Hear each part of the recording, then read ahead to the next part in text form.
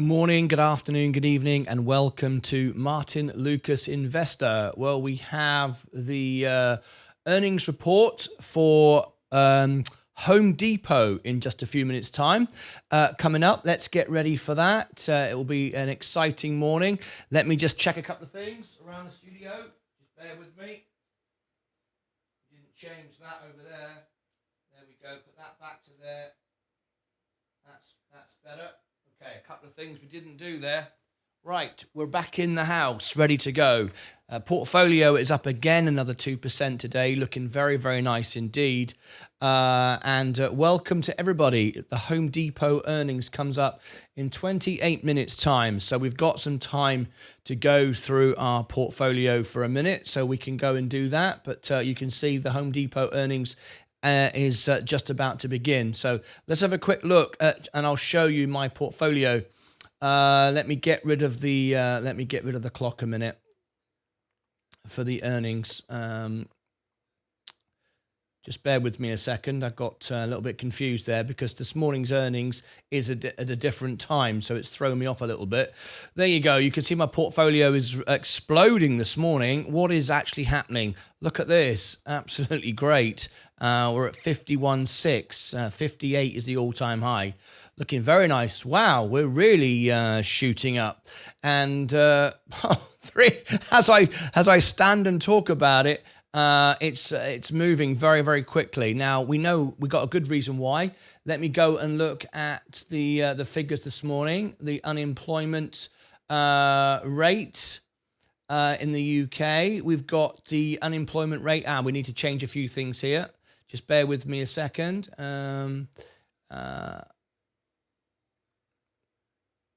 We've got a slight situation here. Bear with me a second. Why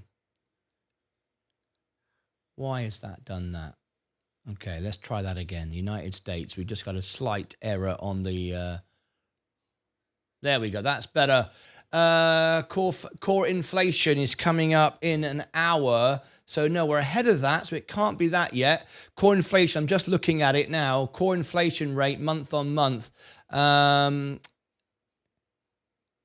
out at 8:30 this morning. So we've got another hour for that. At the moment, I'll just check this a minute. It seems a bit strange. Have we got... hang on a minute. The clock's changed. UTC 6. This is why, I apologize, my clock has changed on my device. And the reason is core inflation has come down. Core inflation is 0.2. That's why the markets are pumping this morning. I will share the information with you now. Okay, here we go. We've got the earnings report. We've got everything happening at once here. Core inflation, as you can see, okay, let's look at these numbers now. Core inflation rate, consensus was 0.3, previous 0.3. We've actually got 0.2. So we've got inflation now coming down. This is really a good sign now that the Fed will start to pivot in the spring as I predicted.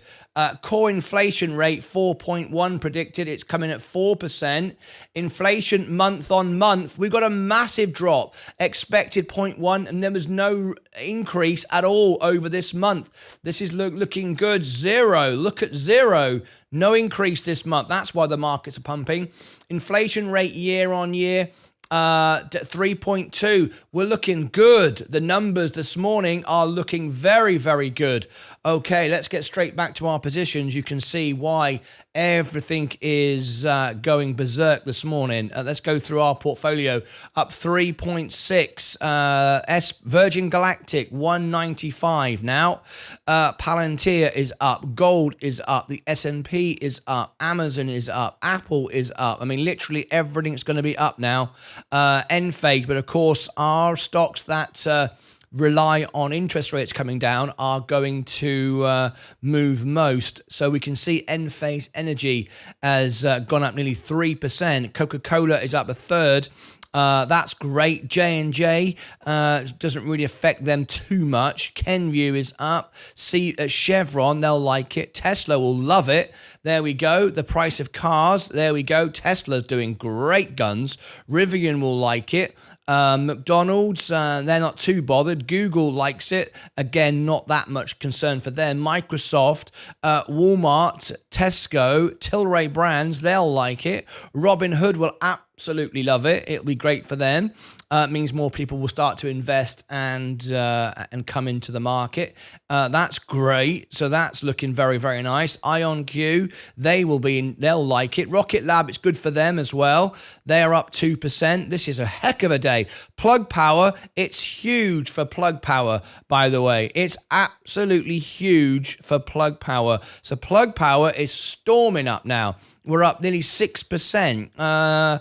This is very, very good news for me, being in Plug. Couldn't be better. Rumble going nowhere. Funware, FFIE.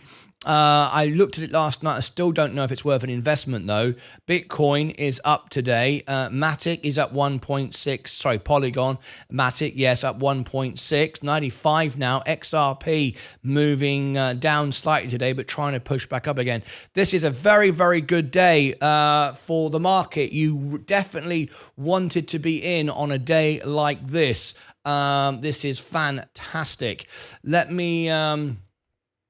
Let me just jump in and, wow, it's very, very exciting today. We've got really, really good figures come in this morning. And I apologize for that sort of false start there. My clock had changed on my device. But just to repeat, in fact, we've got time. In fact, I'll do it at the end because we've got to focus on Home Depot earnings now. Otherwise, people will get confused. Home Depot earnings. Let me just go and check where we are. Who's with me? All right. Let's have a quick update. Right. Okay, here we go. I'm a bit confused this morning because I'm showing different screens because of Home Depot earnings being... Anyway, it doesn't matter. You don't need to worry about that. If you've just arrived, subscribe and ring the bell and tap the like button. That would really, really help the channel. All right, this is a very, very good day to be in the market. It's very exciting. All right, it could be a rally all day. I could be up 10% here today with what I've got. On my portfolio, I'm already up 3.8. I wish I'd held more of those plug. Anyway, should never be concerned about that. But we have to focus now on what's important. It's the Home Depot earnings. So let's go over now to Home Depot earnings. We can look at all of this great news later on, but right now we have to focus back on what this show is all about. It's the Home Depot earnings this morning, so we're going to get into that now. So let's get straight over to the Home Depot earnings. We've got just 20 minutes to go, so we're going to go back there now. 4.26, looking very, very nice indeed. I'll keep you updated with the stocks. There's the time for the Home Depot earnings, and we'll get ready for that now, okay? So if you've just come on in, tap the like button, let us know you're here. 20 minutes before the Home Depot earnings, 4% up today now already, 4.37. It's going to be 5% in probably the next 30 seconds at this rate. 4.42, $1,500 up, $1,600 up. Inflation is going down. Every reason now the Fed will pivot in the spring. I think they'll hold it up, but they cannot now raise rates. They absolutely cannot. That would be absolutely ridiculous, pointless, senseless. There's no need for them to raise rates. Hold it where it is. Keep the pressure on, but get ready for the new bull market to start. Very, very exciting. Let's bring all the comments in. Octavio Garcia, thanks Zed Hink. Thanks Martin, you're very welcome. Good morning Zatze. Henrik, good morning. Palantir going up. Kamala Dahl, hi. What did you start with in investing in account? $5,000. Good morning. CPI data. That's it. I'm pretty sure CPI is out. The CPI data for October came in 3.2 year on year. Great news. Huge news. Lower than expected. Space should bleak past break past $2 today. Oh, very easily. Yeah, I'm now up 4.6%, nearly $2,000 now. Oh my, Chris Sensei, what's your target on space again for the short squeeze? Good to see the inflation news, just a shot in the arm the markets need. Yes, I'm now up, just under $2,000 now, 4.72. I'm up. This is absolutely fantastic day today. There you go. Look, let me share with you on the screen how we're going. Here we go, up $1,690, 4.72. Virgin Galactic, yep, that's up 3.7 today. Businesses that involve around high interest rates that are borrowing money, like Virgin Galactic, are going to gain the most. Of course, the S&P is up 1.18. That's great for the S&P, of course, 1.18. But your biggest gainers are Virgin Galactic, for example. Palantir will do very, very well today. All of this stuff will do very, very well, but we can't chase everything, and we shouldn't be chasing anything either. But this is great news. Amazon is up 1.9. That's huge. Apple 1.54. I mean, we're getting FOMO now. We're getting extreme FOMO. I'm not buying anything. I'm just enjoying the pump. This is absolutely awesome. It's making my account a lot more secure. It's really is taking my account in a very, very safe space. We like it. Right, I'm watching my margin buffer go up significantly now. Looking very, very good indeed. Yeah, this is good. Next era energy. Enphase Energy 81.85. These are the big gainers. This is why we came in.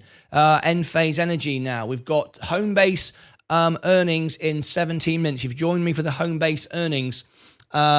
We've got 17 minutes for the earnings to begin. So you are in the right place if you've come for the Enphase earnings. Sorry, the Homebase earnings.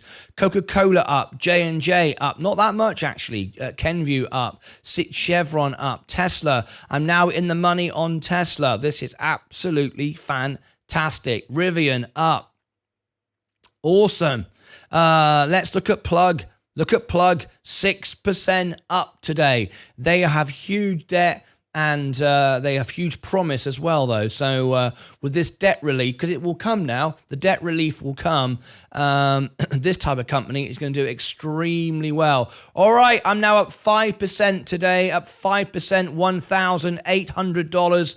One of my best ever days, not the best. 20% was the best ever day. I think it was like 19.5% actually. So that we haven't really, put a dent in my best ever day, but it's extremely good news. Extremely good news. Right, we are here for the Home Depot earnings. I can tell you now, if I go to Home Depot, let's have a look how they've done. We can see everything's up this morning, so we need to not get carried away. We need to keep calm. We're up 5% now, 1,762.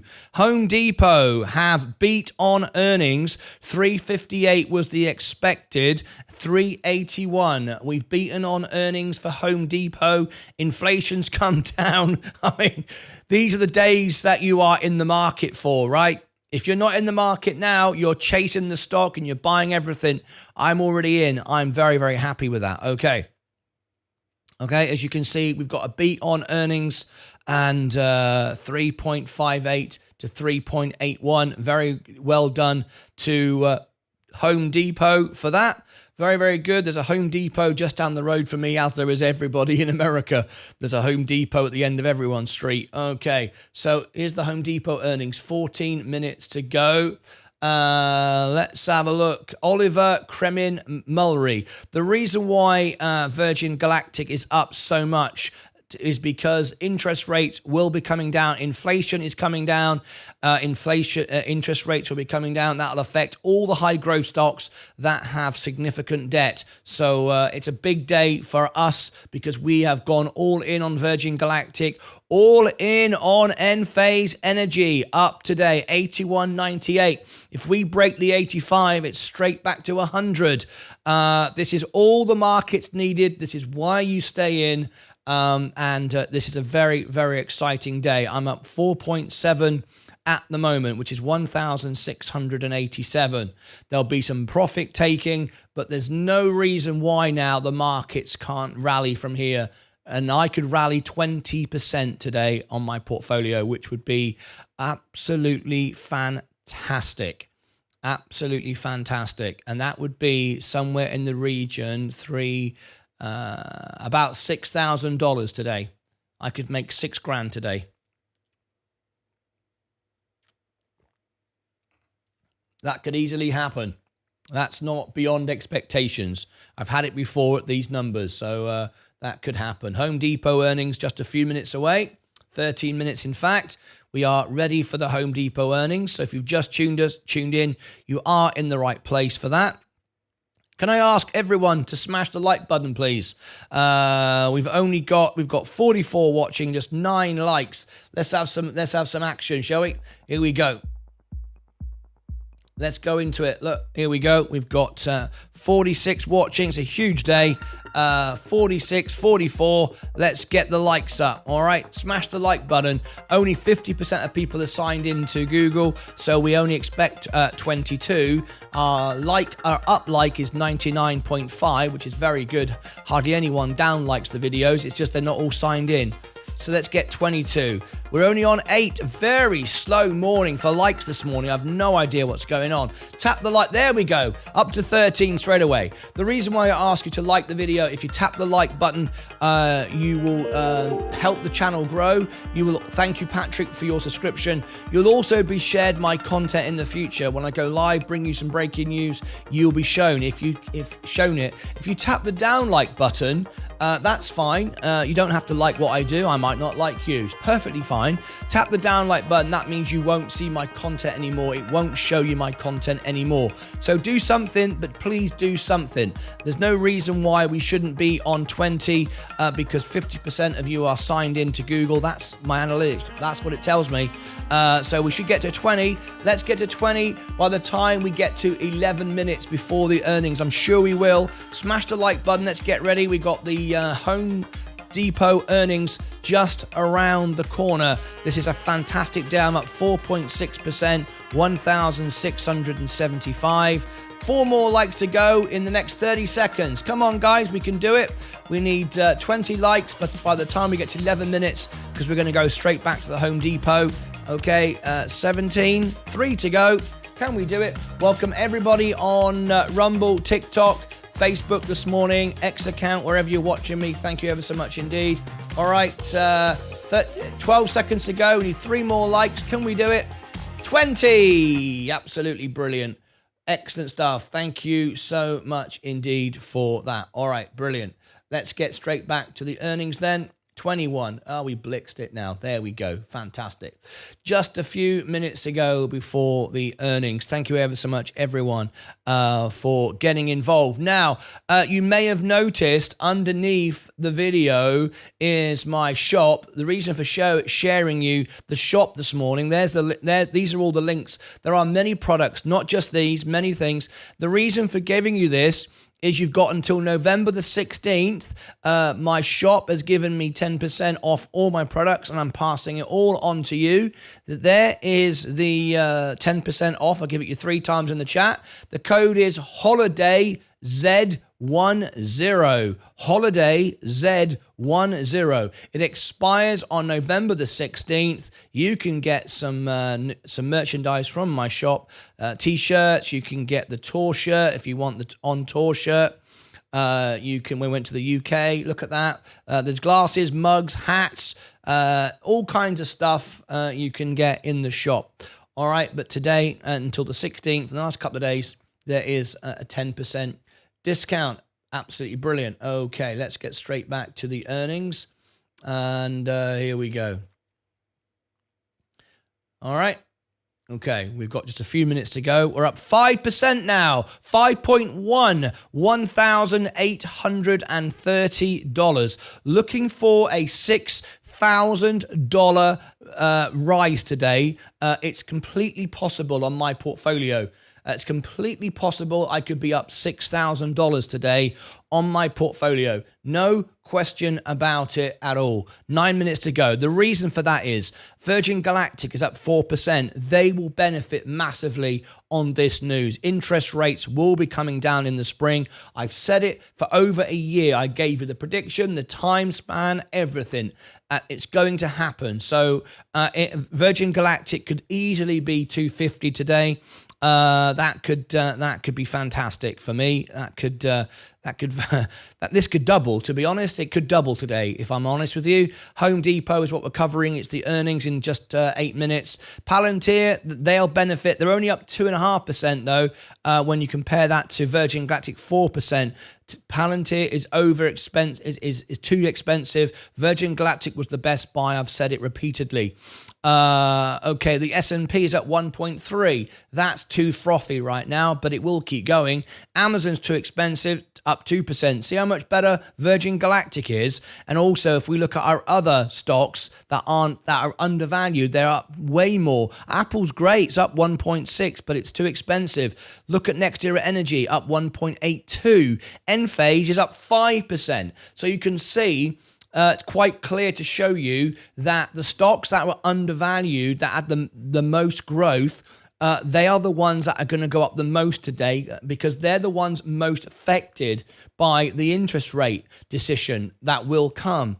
Because Apple, they're not unaffected by it. They'll benefit from it. But Enphase and Virgin Galactic and NextEra Energy and Robinhood, they will benefit by it tenfold. So that's the reason for that.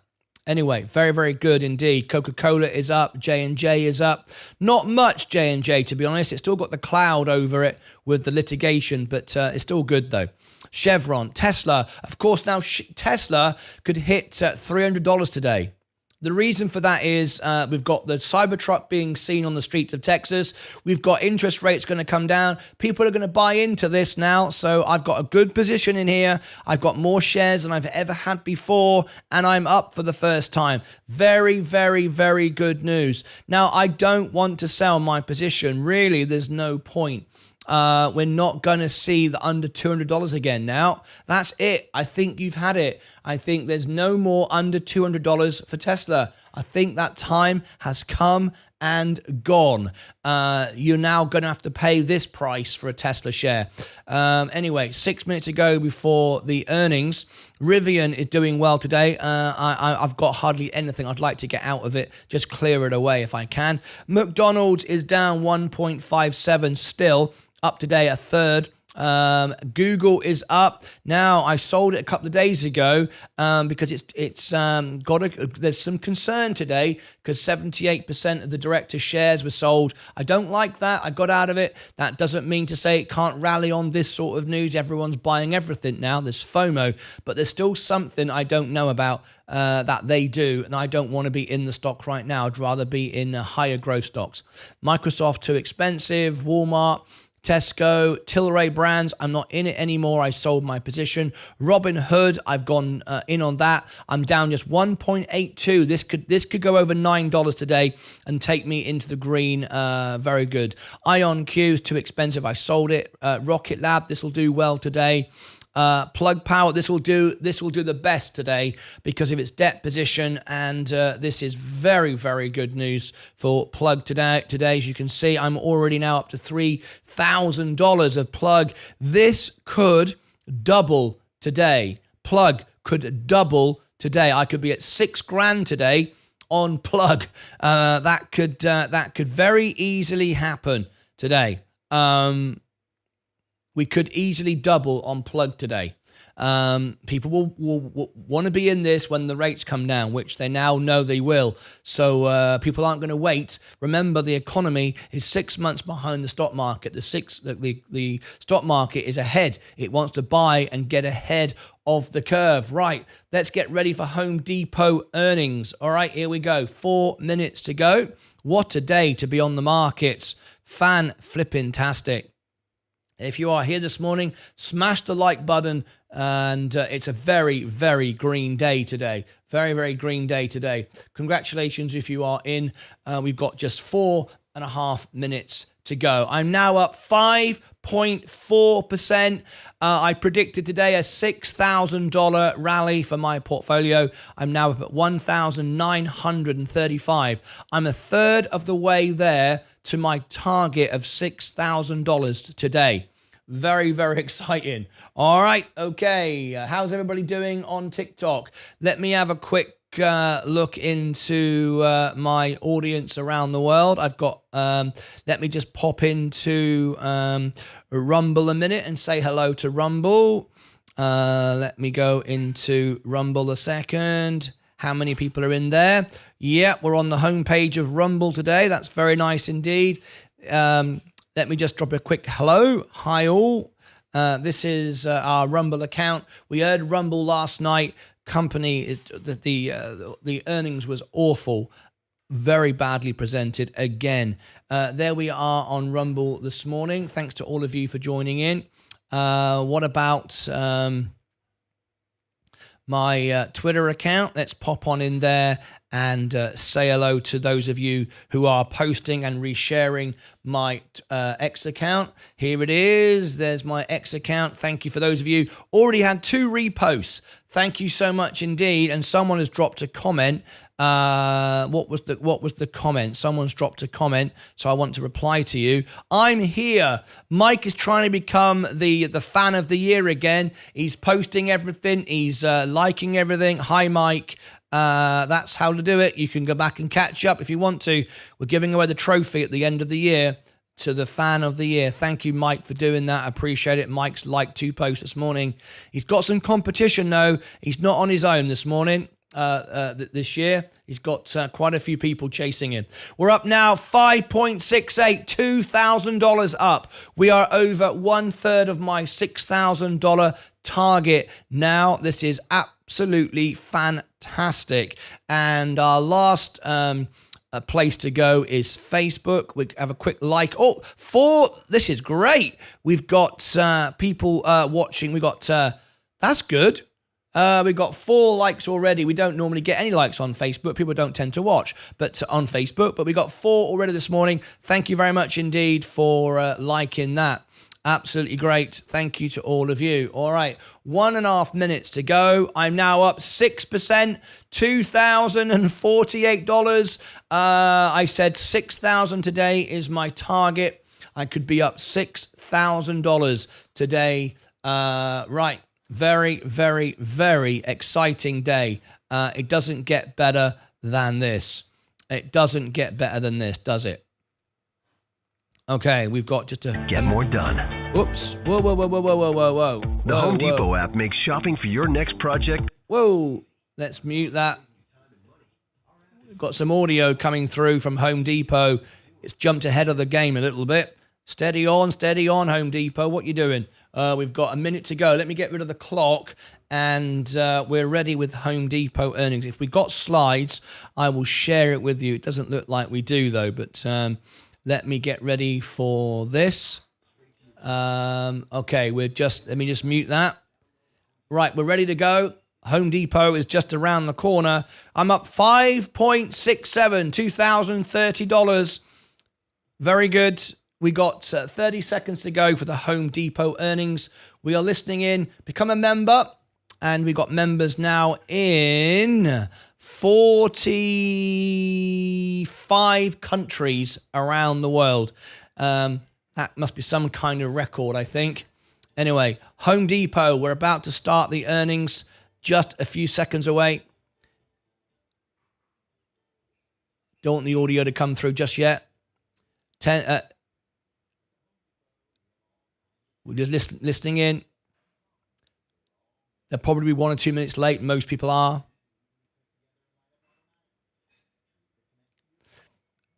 The earnings, just moments away.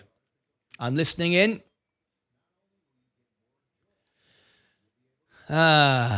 What's this? Troy, BCDA, the pump is on. Buy. I will do a full review full back test, and full analytics, balance sheet, the whole works. Troy, if you are a member, it's a member service. Legio, Farfetch. I've got one this morning to do.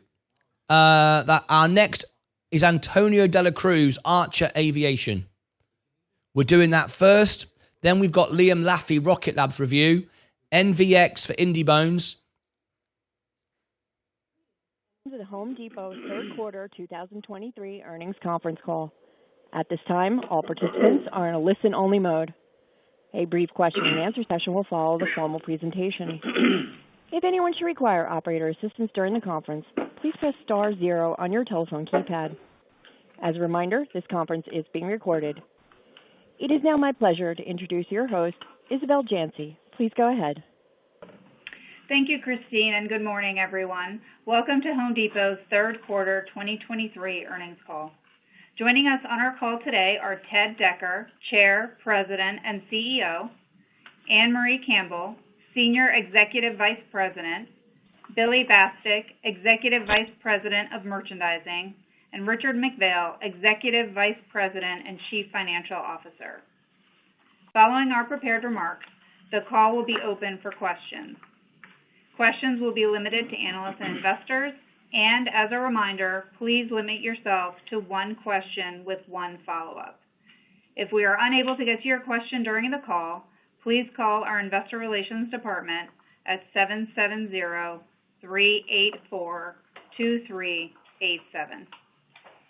Before I turn the call over to Ted, let me remind you that today's press release and the presentations made by our executives include forward-looking statements as defined in the Private Securities Litigation Reform Act of 1995. These statements are subject to risks and uncertainties that could cause actual results to differ materially from our expectations and projections.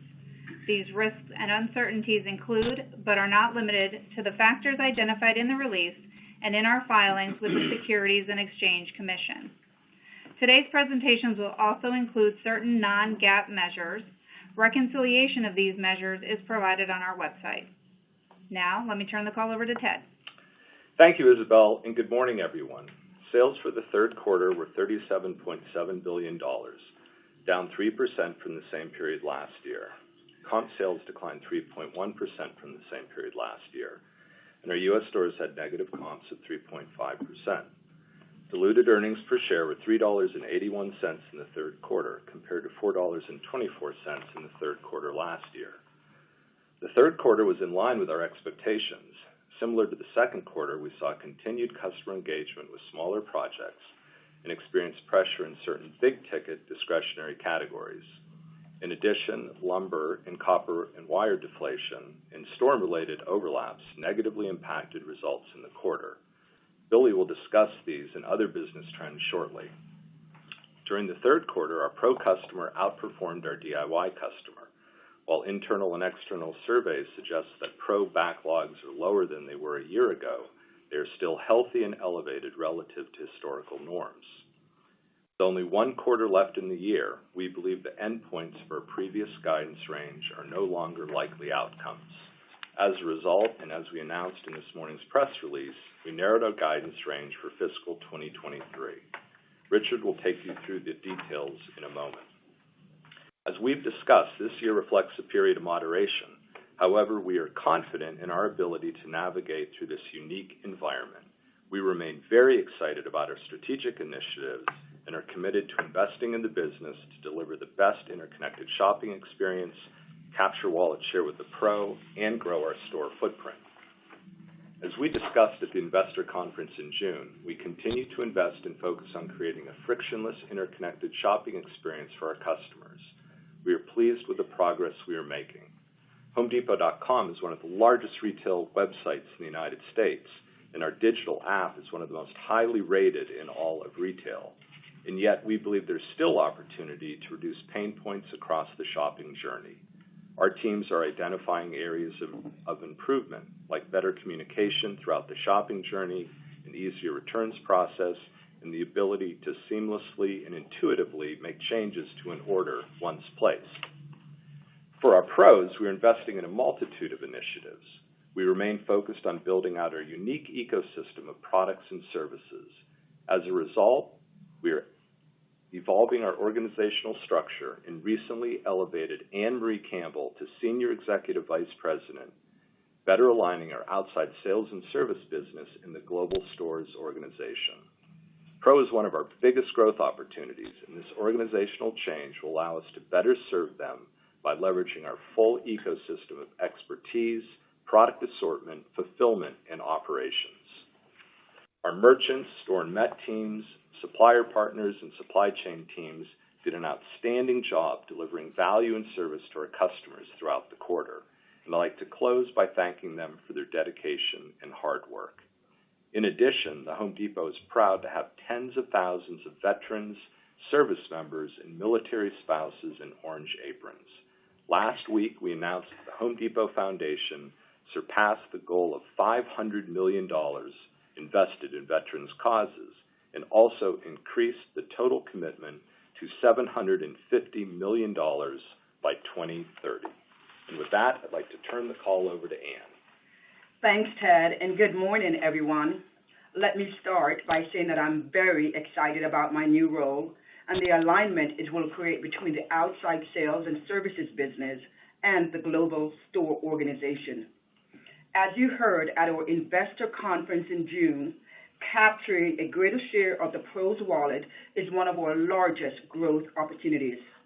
It represents roughly $475 billion in addressable market, and today we have relatively little share. The beauty of the Home Depot is that we have unique competitive advantages: our convenient stores, our leading brands, our engaged associates, our expansive fulfillment options that are unmatched and that can be leveraged for the benefit of our customers. And that's exactly what we aim to do. To do that, our new organizational structure will create stronger momentum with our teams to drive success with the Pro. Hector Padilla will focus on improving the experience for Pros shopping our stores. His 29-year tenure and knowledge of our store operations and new Pro capabilities will be instrumental in achieving our goals. And Chip Devine, our head of outside sales, brings nearly 30 years of distribution experience. He will work on building out capabilities to better serve more complex product needs. Ultimately, we must focus on removing friction within our operations so our customers have a great experience every single time, no matter how they choose to shop with us.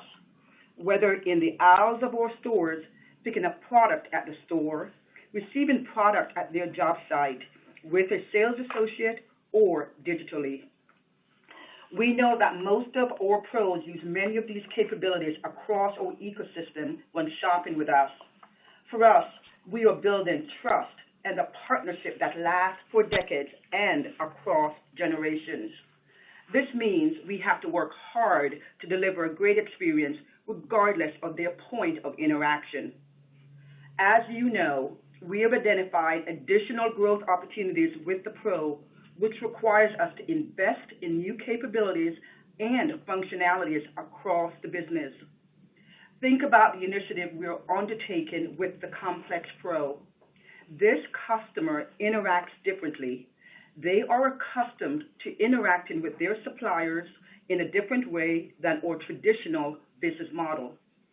Pros working on complex projects want to reserve product, use trade credit, and have product delivered to their job site in a staged manner. While these capabilities exist in the market today, we are incorporating them in our full ecosystem to serve Pro customers in a way no one else can. I could not be more excited about the opportunity that lies ahead. And for the in-store experience, over the last several years, we have talked about the importance of in-stock and ultimately on-shelf availability, or OSA. Having the right products in stock, in the right quantity, and on the shelf available for purchase is critical. And we've implemented several initiatives to help us do this more effectively and efficiently. In the past, we've talked about GSR, or Get Stores Right. GSR drives productivity by using our proprietary space allocation model coupled with our tenured field merchandising teams to determine which categories to invest in on a store-by-store basis. More recently, we have talked to you about our rollout of Sidekick and computer vision.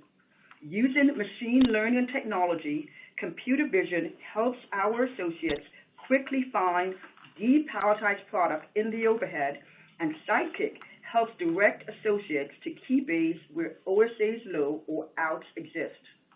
Today, these tools have been deployed across all U.S. stores. And while early days, they have driven meaningful improvement in our on-shelf availability. The beauty of these initiatives is that they also drive productivity. They make it easier for associates to restock product, have a greater depth of high-velocity product, and ensure we remain in stock with more product on the shelf and available for sale. As a result, we enable our associates to focus on the most important tasks and allocate more time to deliver a better shopping experience. These are just a few examples of the many different types of initiatives that can drive significant value for customers, our associates, and our shareholders. Despite a challenging year, our amazing associates have remained engaged and ready to serve our customers, and I want to thank them for all they do. With that, let me turn the call over to Billy. Thank you, Ann, and good morning, everyone. I want to start by also thanking all of our associates and supplier partners for their ongoing commitment to serving our customers and communities. As you heard from Ted, during the third quarter, our sales were in line with our expectations. However, we did have some unfavorable impacts from core commodity deflation and storm-related overlaps. We saw a continuation of a trend that we have been observing throughout the year, with softness in certain big-ticket, discretionary-type purchases. Instead of engaging in larger projects, customers continue to take on smaller projects. Turning to our department comp performance for the third quarter, our building materials department posted a positive comp, and 7 of our remaining 13 merchandising departments posted comps above the company average, including plumbing, appliances, hardware, outdoor garden, millwork, tools, and paint. During the third quarter, our comp transactions decreased 2.7% and comp average ticket decreased 0.3%.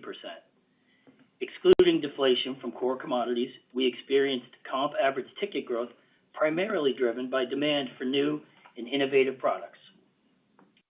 Deflation from core commodity categories negatively impacted our average ticket growth by approximately 60 basis points during the third quarter, driven by deflation in lumber and copper. During the third quarter, we continued to see a decline in lumber prices relative to a year ago. As an example, on average, framing lumber was approximately $420 per 1,000 board feet, compared to approximately $545 in the third quarter of 2022, representing a decrease of over 20%. Big ticket comp transactions, or those over $1,000, were down 5.2% compared to the third quarter of last year. We continue to see softer engagement in big ticket discretionary categories like flooring, countertops, and cabinets. However, we saw big ticket strength in pro-heavy categories like roofing, insulation, and portable power. Turning to total company online sales leveraging our digital platforms increased approximately 5% compared to the third quarter of last year. We continued to invest in the digital experience across our website and app and released a variety of enhancements in the third quarter. These range from simple improvements to help customers track orders to more complex things like updating our search and recommendation algorithms. For those customers that transacted with us online during the third quarter, nearly half of our online orders were fulfilled through our stores.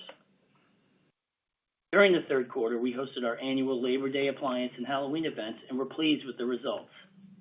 In appliances, we were encouraged with the customers' engagement during the event. And 2023 was another record sales year for our Halloween program, both in-store and online, as our customers continue to add to their collection with our unique and exclusive product assortment. As we turn our attention to the fourth quarter, we intend to continue this momentum with our annual holiday, Black Friday, and gift center events. In our gift center, we continue to lean into brands that matter most for our customers with our assortment of Milwaukee, Ryobi, Makita, DeWalt, Rigid, Husky, and more. We will have something for everyone, whether it's our wide assortment of cordless Ryobi tools, DeWalt Atomic Drill and Impact Kits, or our new Milwaukee M18 Forge batteries. These new M18 Forge batteries will be a game changer for our pro customer, providing the most powerful, fastest charging, and longest life of any battery on the Milwaukee M18 platform. This quarter, I'm also excited to announce the addition of Wago to our powerhouse assortment of pro brands, including Milwaukee, USG, Custom Building Products, Leviton, and QEP, to name a few. It is these strategic vendor relationships that make us the product authority in home improvement, and the addition of Wago will help extend our position. Wago is one of the top requested, most innovative pro brands in the wire connector segment that features a releasable, level lock wire connector that speeds up installation and saves space in tight applications. We recently launched a number of SKUs in our stores, which are exclusive to the Home Depot and the national big box retail channel. Our merchandising organization remains focused on being our customers' advocate for value. This means continuing to provide a broad assortment of best-in-class products that are in stock and available for our customers when they need it. We will also continue to lean into products that simplify the project, saving our customers time and money. That's why I am so excited about the innovation we continue to bring to the market. With that said, I'd like to turn the call over to Richard. Thank you, Billy, and good morning, everyone. In the third quarter, total sales were $37.7 billion, a decrease of approximately $1.2 billion, or 3% from last year. During the third quarter, our total company comps were negative 3.1%, with comps of negative 2.1% in August, negative 3.4% in September, and negative 3.7% in October. Comps in the U.S. were negative 3.5% for the quarter, with comps of negative 2.5% in August, negative 3.8% in September, and negative 4.1% in October. In local currency, Mexico and Canada posted comps above the company average. It is important to note that adjusting for storm-related overlaps and some seasonal shift, monthly comps were relatively consistent across the quarter. In the third quarter, our gross margin was 33.8%, a decrease of approximately 20 basis points from the third quarter last year, which was in line with our expectations. During the third quarter, operating expense as a percent of sales increased approximately 120 basis points to 19.4% compared to the third quarter of 2022. Our operating expense performance during the third quarter reflects our previously executed compensation increases for hourly associates, as well as deleverage from our top-line results. Our operating margin for the third quarter was 14.3% compared to 15.8% in the third quarter of 2022. Interest and other expense for the third quarter increased by approximately $30 million to $438 million. In the third quarter, our effective tax rate was 23.3%, down from 24.4% in the third quarter of fiscal 2022. Our diluted earnings per share for the third quarter were $3.81, a decrease of 10.1% compared to the third quarter of 2022. During the third quarter, we opened 7 new stores, bringing our total store count to 2,333.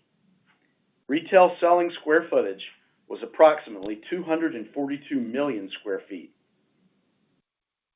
At the end of the quarter, merchandise inventories were $22.8 billion, down $2.9 billion, or 11%, compared to the third quarter of 2022, and inventory turns were 4.3 times, flat to 1 year ago. Turning to capital allocation, after investing in our business and paying our dividend, it is our intent to return excess cash to shareholders in the form of share repurchases. During the quarter, we invested approximately $670 million back into our business in the form of capital expenditures. And during the quarter, we paid approximately $2.1 billion in dividends to our shareholders, and we returned approximately $1.5 billion to shareholders in the form of share repurchases. Computed on the average of beginning and ending long-term debt and equity for the trailing 12 months, return on invested capital was approximately 38.7%, down from 43.3% in the third quarter of fiscal 2022. Now I will comment on our guidance for fiscal 2023. As you heard from Ted, with one quarter remaining in fiscal 2023, we no longer expect the endpoints of our previous guidance range as likely outcomes, and therefore we are narrowing our guidance for 2023. We expect fiscal 2023 sales and comp sales to decline between 3% and 4%. We are targeting an operating margin between 14.2% and 14.1% for the year. Our effective tax rate is targeted at approximately 24.5%. We expect interest expense of approximately $1.8 billion, and we are anticipating between a 9% and 11% decline in diluted earnings per share compared to fiscal 2022. In addition, as you heard from Ann, we continue to focus on driving productivity in the business. We have taken a number of actions that will help us realize the previously announced $500 million in annualized cost savings in 2024 and are fully confident that we will deliver on this commitment. We also remain focused on meeting the needs of our customers with our leading product authority in home improvement, strong in-stock levels, and knowledgeable associates. We will continue to prudently invest to strengthen our competitive position and leverage our scale and low-cost position to outperform our market and deliver shareholder value. Thank you for your participation in today's call. And Christine, we are now ready for questions. Thank you. We will now be conducting a question and answer session. If you would like to ask a question, please press star one on your telephone keypad. A confirmation tone will indicate your line is in the question queue. You may press star two if you would like to remove your question from the queue.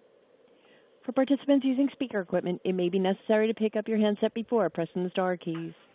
One moment, please, while we poll for questions. Thank you. Our first question comes from the line of Simeon Gutman with Morgan Stanley. Please proceed with your question. Hey, good morning, everyone.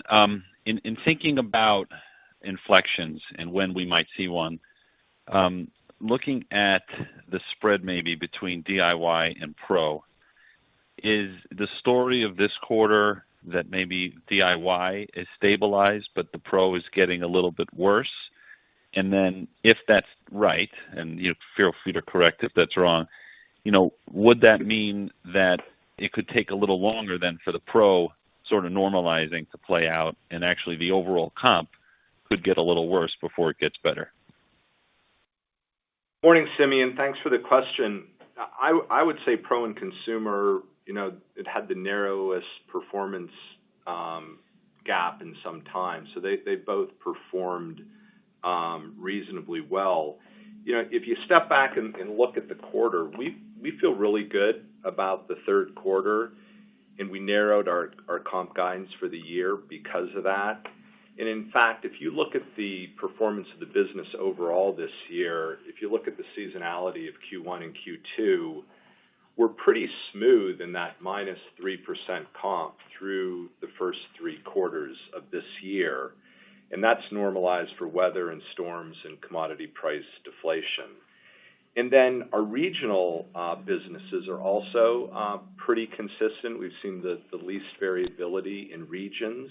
And as I said, the narrowest gap between Pro and Consumer. We had really good seasonal sell-through.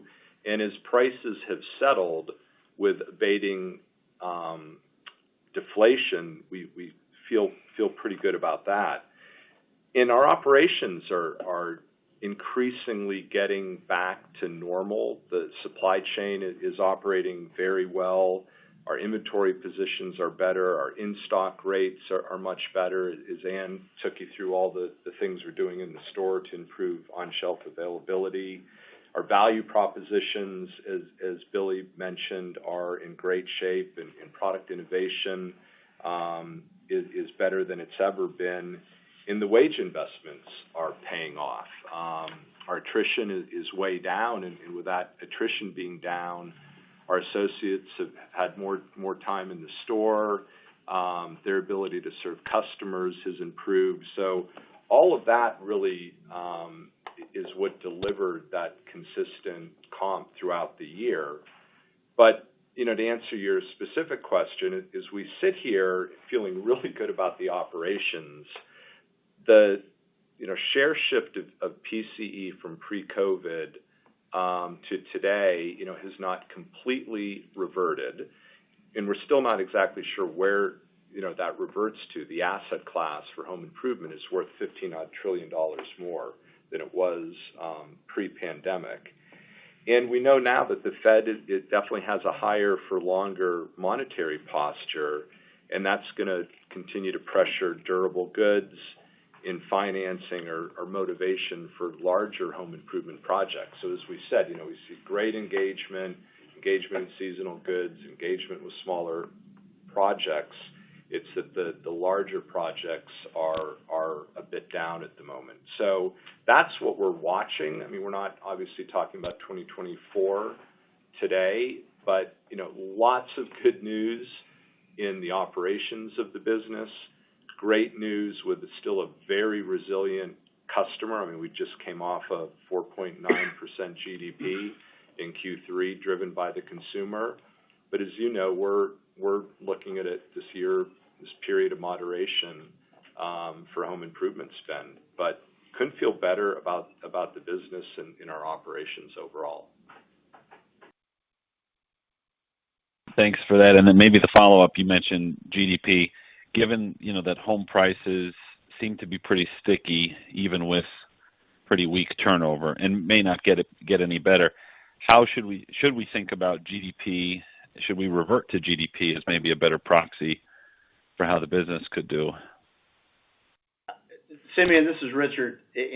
We have tried to take the most thoughtful approach possible over the last few years of what the drivers of the business are, and those things that indicate to us, how we have settled back out of the pandemic period. And that's why we focused on share of PCE. Like Ted said, we're not going to talk about 2024 today. There is an underlying kind of layer of economic activity that supports the business.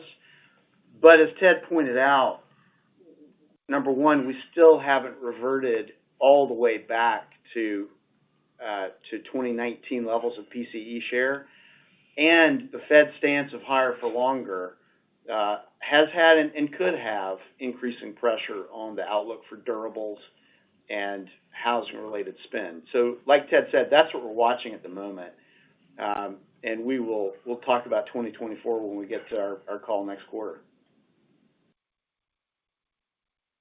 Thank you. Our next question comes from the line of Zach Fadem with Wells Fargo. Please proceed with your question. Hey, good morning. Richard, considering all the ins and outs of your cost base this year with wage investments, you've got the legal settlement in Q1, plus the cost saves next year, is it fair for us to assume your operating margins can expand in 2024, or is there a certain level of comp that you will need to see to hold this 14% plus margin? Morning, Zach. Thanks for that question. Margin expansion is largely a function of top-line growth. There is a point there in the low positive comp digits where you see expense turn from deleverage to leverage. We're not going to take on 2024 guidance today. What we have done is we have put in place measures and, in fact, now have essentially completed actions that will provide us with a $500 million cost buffer heading into 2024. And so regardless of the outlook, that provides some buffer in margin. Got it. And then you mentioned that you would reinvest the legal settlement gain from Q1. So first of all, any color on what this reinvestment actually is or what it would look like? And then is it fair to say the investment will be largely in Q4, or was there part of that in Q3? We've had part of that spent throughout the year. I think it is still a correct assumption that favorability will be fully offset by the end of the year. And so I really point you to our guidance as the best jumping off point for your modeling. Got it. Thanks for the time. Thanks, Ab. Our next question comes from the line of Scot Ciccarelli with Truist. Please proceed with your question. Good morning, everyone. So in some other retail verticals, or a lot of other retail verticals, we're seeing a return to pre-COVID purchasing patterns where you probably see more purchasing activity on weekends and around holidays and events with, frankly, bigger lulls in between. So the questions are, one, are you seeing a similar general pattern? And two, assuming that is the case, are there ways for you guys to take advantage of that pattern from an operational standpoint to improve productivity? Thanks. Yeah, thanks for the question, Scott. It's Billy. Listen, as it relates to different fluctuations in customer patterns and so forth, we haven't seen that. It's been very consistent throughout the quarter, and as Ted mentioned in his prepared remarks, really throughout the year when you account for some of the weather and some of the bathtub effect we saw in the first half. So we haven't seen that. As it relates to promotional activity whatsoever, we have events in our stores that we love to execute and drive excitement for our customers, but from a promotional activity standpoint, it's really reverted back to pre-COVID times. It's, our pricing has certainly, as Ted mentioned, settled over the last several months. The environment's certainly stabilized. So, we operate in a very rational market and promotional environment, as I said, just as returned to kind of pre-pandemic times. And we will always, Scott, always focus on EDLP. I mean, we have events during, certain seasons that they're a lot of fun. They're engaging for the associate. They're engaging for our customers. But day in and day out, 12 months a year, we strive to be an EDLP retailer with great values every day. Got it. Thanks. And then just a quick follow-up. On the big ticket discretionary, is there any specific areas where you're actually seeing a positive inflection, or are they all still trending, called mid-single digit negative? No, we called out in my prepared remarks categories like portable power and so forth, where we have seen great engagement. And candidly, we're thrilled with the innovation that we continue to partner with our supplier base on, that we bring to the market. And where we continue to see innovation, we continue to see great engagement with both the pro and the consumer. Got it. Thanks, guys. Our next question comes from the line of Chris Horvers with J.P. Morgan. Please proceed with your question. Thanks. Good morning, everybody. So a couple follow-ups to prior questions. My first one is, with the gross margin decline in the third quarter, can you talk a little bit about what drove that? You were lapping storm-related demand, and you had some commodity deflation, so I would have thought that those would be positive. So is that fair, and what were the offsets that drove it lower? Thanks for the question, Chris. I'll go back to Billy's comments, and Ted mentioned this as well. I think the most important observation we've made is that the worst of the inflationary environment is behind us. And as a result, as Billy said, retail prices are settling in the market. Some prices are settling at levels higher than 2022. Others are settling lower. But we're seeing some stabilization there that Billy can talk about. Specific to the quarter and gross margin, there are some timing differences as some prices settled ahead of anticipated product and transportation cost benefits that will come through as we turn through our inventory.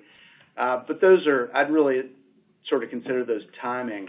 For the full year, our view on gross margin hasn't changed, and we expect to see slight pressure year over year. But Billy, maybe just talk about kind of the settling of prices. Yeah, I mean, as you mentioned, the inflation environment seems to be behind us. Prices absolutely settled in, and again, I reiterate what I said. Work in a very rational market. And the other thing I'd add is this is no different than any other time frame. Frankly, we have a portfolio approach to how we take on whether it's lumber deflation that we've talked a lot about throughout the year, or other, ins and outs as it relates to the P&L. So a very normalized environment, rational, and really a stabilization that we've seen across the board as it relates to pricing. Got it. So that makes sense. And then on the variable cost side, you talked about a low single-digit leverage point historically, and the $500 million of cost savings next year. At the same time, you've had negative transactions for quite some time now.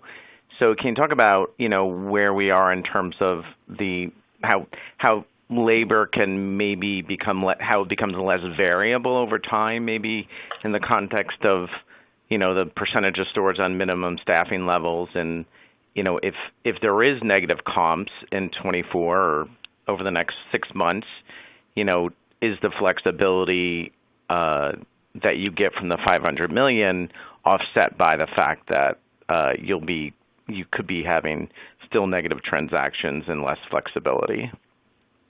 Chris, thanks for the question. There's a lot of kind of 2024 conjecture built into that answer.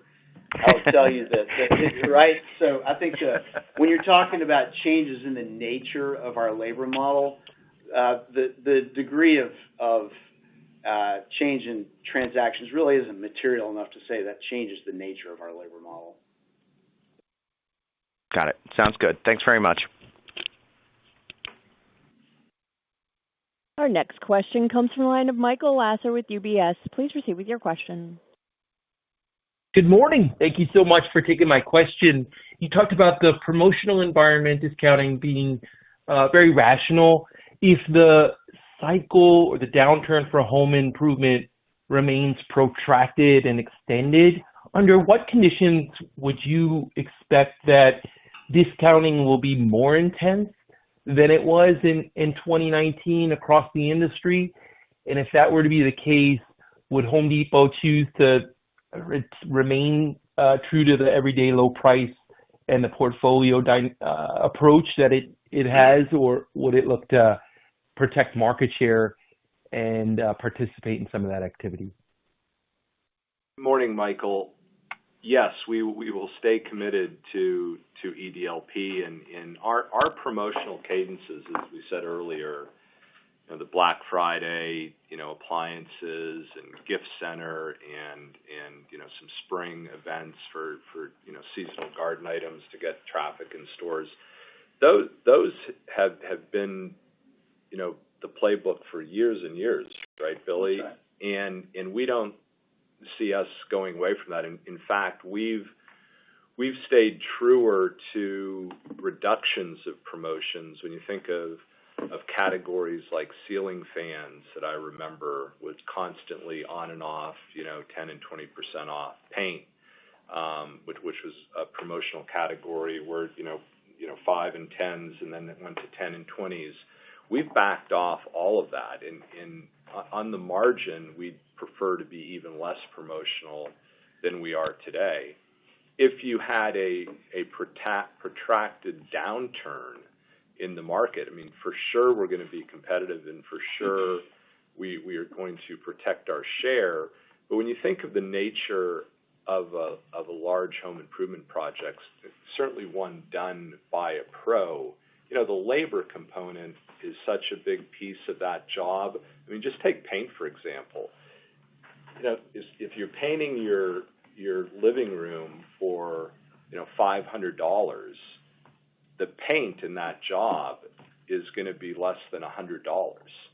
And it's your labor bill, either your opportunity cost as a consumer or the pro doing the job for you. So, being super aggressive to take $10 off the $100 component of a $500 job, I don't think really moves the needle, and that's why our bias, our starting position would be no, we wouldn't chase a lot of price in that dynamic.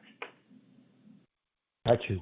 Very helpful. My follow-up question is, historically, Home Depot has underpromised and over-delivered in just about all facets.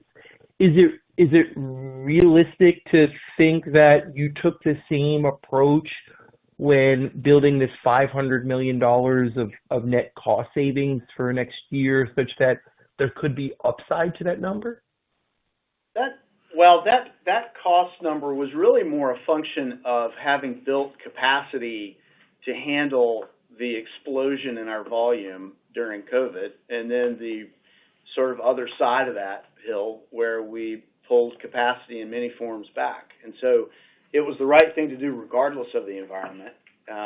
It does happen to provide a buffer for our operating margin as we move into 2024. Okay. Thank you very much, and have a great holiday. You too. Our next question comes from the line of Steven Zaccone with Citi. Please proceed with your question. Hey, good morning, everyone. Thanks for taking my question. Congrats, Ann, on the new role. I wanted to focus on the pro side of the business. So the commentary about growing with the Complex Pro, in the past there's been a focus on the flatbed distribution centers and the rollout on a regional basis. Is that still very much the strategy for the next couple of years? And as you zoom out and think about the opportunity with the Complex Pro, what are the top priorities within those next 1 to 2 years? Stephen, thank you. Thank you so much for the kind words there. Chip is in the room, and he has been intimately, knowledgeable about that. And so I'm going to throw it over to Chip, and he'll talk a little bit about some of the capabilities that we continue to leverage and some of the functionalities and capabilities that we'll continue to build. Yeah, thank you, Stephen.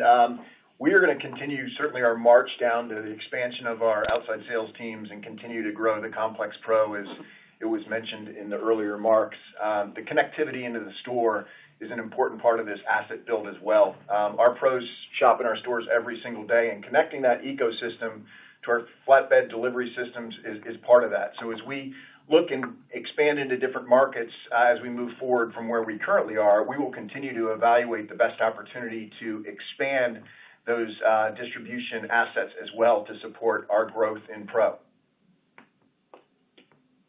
Okay, thanks. I wanted to revisit Simeon's question about inflection because I know it's a challenging backdrop to predict.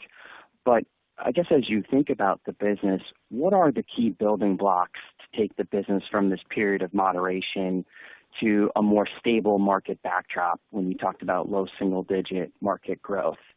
I'm curious if you could opine on, is it really the PCE shift? Is it rates? Just any help you provide would be helpful. Thank you. Yeah, Stephen, for that, we're always looking at a balance between ticket and transactions. And, what was interesting during the COVID period, we had inflation, so we had AUR up and we had ticket up, also driven by basket size. But the engagement was so high, you really didn't have elasticities. You had driving ticket and transactions, and that's what led to the 25% comp. As inflation is abated in primarily commodities, and those prices have come down, you've seen, a fall off in ticket, and you didn't get the elasticity, initially that you'd expect, and that was because people were still powering through projects. And now it's a mix of, what's the level of response from pricing versus pull forward versus, the Fed stance and higher interest rates. So that's all the dynamic that's muddying the traditional ticket and transaction dynamic. But what's healthy for us, is a solid comp, equally balanced between ticket and transactions. And that's what we'd be looking for. And now we've said, prices have essentially leveled. Our ticket, was down modestly, And if you take out commodity, our ticket would have been up for the quarter. And then transactions, we're still working through a bit of that PCE shift, pull forward, whatever that dynamic might be. But, we'd be looking for growth in each in a nice balance going forward. Very helpful. Thanks, guys. Our next question comes from a line of Brian Nagel with Oppenheimer. Please proceed with your question. Hi, good morning. Thanks for taking my question. The question I have, I think Michael may have asked previously just about, price actions, but I guess maybe to expand that a bit further. So we've been discussing now this trend in weakness in bigger tickets for a while. I mean, obviously a very unique demand backdrop. But again, from your perspective, and particularly as you look towards 24, are there levers that Home Depot could pull, to potentially spur better demand within big ticket, other than price? Well, the number one way that we're focused to drive demand is with the Complex Pro. So that is our key strategy, and that's what we're focused on. It's a $200 billion space, as we've defined the 950 split evenly pro and consumer, and of the 475 that's pro, there's 200 billion that is, larger pros, more complex spend that we're building out the capabilities to serve that demand. And that, Brian, is what we're, very, very focused on, and think for years and years, that is going to be a driver of our business as we take share in that sort of $200 billion white space. Thanks, Ted. Got it. And then my follow-up, and much quicker. We obviously you narrowed your guidance for the balance of the year. We talked about trends in the fiscal third quarter, but any commentary on sales trends early here in fiscal Q4? Our performance in the first 2 weeks is on track to achieve our full year 2023 guidance. Very good. Well, I appreciate it. Congrats again. Thank you. Our next question comes from the line of Peter Benedict with Baird. Please proceed with your question. Oh, hey, guys. Thank you for taking the question. Another one on average ticket here. So pre-COVID, average ticket around $67. I think now it's kind of trending closer to $90, so up 35%. Richard, just wonder if you have any perspective on kind of the like-for-like SKU inflation component there versus the big ticket mix. It sounds like your like-for-like inflation seems to be stabilizing. I know there's innovation that can make things not like-for-like, but just curious as you think about the big ticket exposure there, and what could potentially play out there. How big of a deal is that? Thank you. Thank you for the question. I think there are a few answers to that. First of all, we have seen inflation abate and really kind of settle on a like-for-like basis across the portfolio. I think it's interesting. You see some, we've seen different dynamics in big ticket over the years as we've had lumber inflation and deflation in particular skewing those results in big ticket. But Billy, maybe you talk a little bit about trends there. Yeah, I mean, and I'll just, Ted's response back to Brian on, you see categories like drywall where we have capabilities, roofing, insulation, portable power, where we've added innovation. We continue to see great both pro and consumer reaction to just the innovation and things we're seeing. As it relates to big ticket, obviously you've seen some deferral and so forth as we talked about, and certainly, the pull forwards probably, still playing a part in that as we continue to get further away from, the pandemic. So we'll watch that closely. We don't see anything, as I mentioned, stabilized pricing, a rational environment, and we don't see anything, differing from what we've seen over the last, multiple months now. Okay, thanks for that, guys. And then I guess turning to maybe the leverage and the pace of buyback. And if we stay in this environment of, let's call it, moderation in demand. How do you think about just maybe balancing your buyback approach, leverage? I mean, you're still operating below the 2 times. Is there anything that prevents you from kind of moving up to that 2 times, or are you just kind of curious your latest thoughts around those topics? Thank you. Thank you.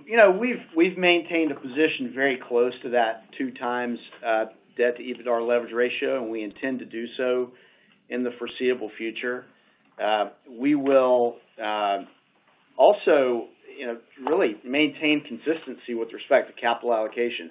We invest in the business first, we pay our dividend, and then as we determine excess cash, we flow that to our shareholders in the form of repurchases. To your point, to date, we've repurchased $6.5 billion. There's really no change in our stance, and so I think that's the important takeaway there. Okay, thanks so much. Good luck. Our next question comes from the line of Michael Baker with D.A. Davidson. Please proceed with your question. Okay, thanks. Just thinking about the fourth quarter, if we take the midpoint of the implied guidance, it does suggest a little bit of a deceleration, yet, it does seem like your business has been consistent. Is that just a function of, am I reading too much into that, or do we expect a deceleration? And maybe a second part of that, as you said, Halloween was really strong. Historically, all into your trim-a-tree or your holiday decorating business. I think it's like in 10 of the last 14 years, your fourth quarter comp has been better than the third quarter. Why should this year be different than that? Thanks. Thanks for the question. The narrowing of the range is truly what it is. We saw the extreme points of that range become less likely, and so we felt it would be helpful for our investors for us to narrow that range. There has been an assumption all year, from the beginning of the year, that our guidance reflected a reversion of our share of PCE from the pandemic time period back to 2019 levels. Our prior guidance range assumed that share would continue to revert throughout the year. We've seen that reversion gradually and steadily, and our current range still has that assumption built in for Q4. We're largely reverted, but not all the way back. So there is some notion of that in our guide. Okay, so sounds like it's, like you said, it's just a function of getting to the middle of the range. If I could ask one other question. You talked a little about storms and seasonality. I think a lot of retailers have said it's been a warm fall. How does that impact you? Do you need it to get cold and as we go through the fourth quarter to drive your business? How should we think about that? Thanks. It's been a little warmer, obviously, but not a big impact. We started to see where the weather is normalized. We started to see some of that fall cleanup and fall business really take off. Haven't seen obviously snow and so forth. So it's kind of right in line with what we'd say is a little more normalized year, and where you see the weather act a little more fallish. You've seen the categories and businesses that you'd expect to trend in that positive direction. Appreciate it. Thanks for taking the time. Thank you. Our next question comes from the line of Steven Forbes with Guggenheim. Please proceed with your question. Good morning. Ted, or maybe for Ann, just a follow-up on pro sales, really focusing on the Dallas market versus the chain average. Can you update us on how that market's performing? And then maybe just comment on any behavioral differences that you're noting between pro markets based on the maturity of your strategic initiatives focused on the complex pro. I mean, are you seeing and being able to analyze very predictable behavioral changes? Yeah, I'll start off by just saying that the capabilities and functionalities that Hector and Chip, has been working on over the last several years are certainly, going to help us engineer a great deal of momentum and success with the pro. And, Chip, I'll throw it over to you again because of how intimately you are knowledgeable about that. But the pro ecosystem is what we're focused on now, and not the in-store side or not only the in-store side, but the complex pro. And as we build out these capabilities and we see the effectiveness of these capabilities, we're going to continue to leverage those. And Chip, I'll throw it over to you to kind of give a little bit more details on Dallas. Yeah, thanks, Ann. And Stephen, yes, absolutely, where we've built capabilities inclusive of assets, distribution assets, and where we've expanded our sales force, we've seen meaningful impact and growth. Our outside sales team is the best performing cohort of all pros. So we're going to continue, as I mentioned before, to invest in that and then add assets where necessary in the appropriate markets. Thank you. Maybe just a quick follow-up for Richard or Billy. All the ticket conversations here, any way to just sum up how the quarter for big ticket progressed relative to expectations? It sounds like it performed better than expected. You have sort of stabilization in multi-year big ticket comp trends. I would imagine that wasn't the expectation, but any way to help us frame on how the quarter progressed for big ticket versus internal plan? Yeah, I think, listen, it was largely how we planned it. I called out, some great interaction from our consumers as it relates to appliances. Having said that, we were in a better inventory position there, so we saw some tailwind from just our better inventory position as it relates to that. But it largely played out exactly how we had thought it would. And really, again, back to the prior comments, a very balanced year across the board when you account for some of the weather shifts early on, and then what we were lapping with the hurricane. Very balanced across the board and across the regions. I think it's important, though, thematically, just to sort of repeat the point. This stance by the Fed of higher for longer, is sort of coming across in surveys. There is a deferral of larger projects. And so if you just want to zoom all the way back to the true macro here and the forces on ticket that we're watching, that's probably the largest macro force. That's right. Thank you. Christine, we have time for one more question. Thank you. Our final question comes from the line of Dean Rosenblum with Bernstein. Please proceed with your question. Hey guys, thanks so much for taking my call. My question is about the pro and really just understanding the performance of the pro relative to the comp overall, and then splitting that out between store sales to pro versus complex project sales to pro. So just to make sure I'm understanding, you put up call it a -3 comp, DIY and pro very close to one another, U.S. slightly worse than Canada and Mexico. So I'm assuming, U.S. pro, call it down 2.5. And then can you just either verify or correct that? And then can you characterize pro sales in the store relative to pro sales outside of the store through the outside sales force and the CFCs? Thanks. Well, taking your last part first, it's an ecosystem, like Ann said. We don't have goals or targets with respect to the separation of store and delivered sales. The point is actually lifting all sales, and that's what we've seen consistently in every market where we've rolled out capabilities. Originally we worried, okay, are delivered sales going to begin to cannibalize the store? The opposite has proven true. And so we are progressing in a way that we're pleased.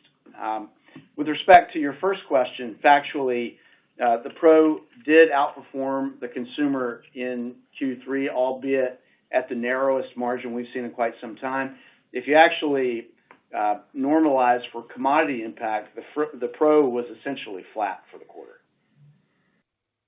Okay, great, thanks. And I guess my follow-up would be, when you guys measure big project versus small project, can you just clarify for us how you're determining what constitutes a big project versus a small? Is it like transaction size over $1,000?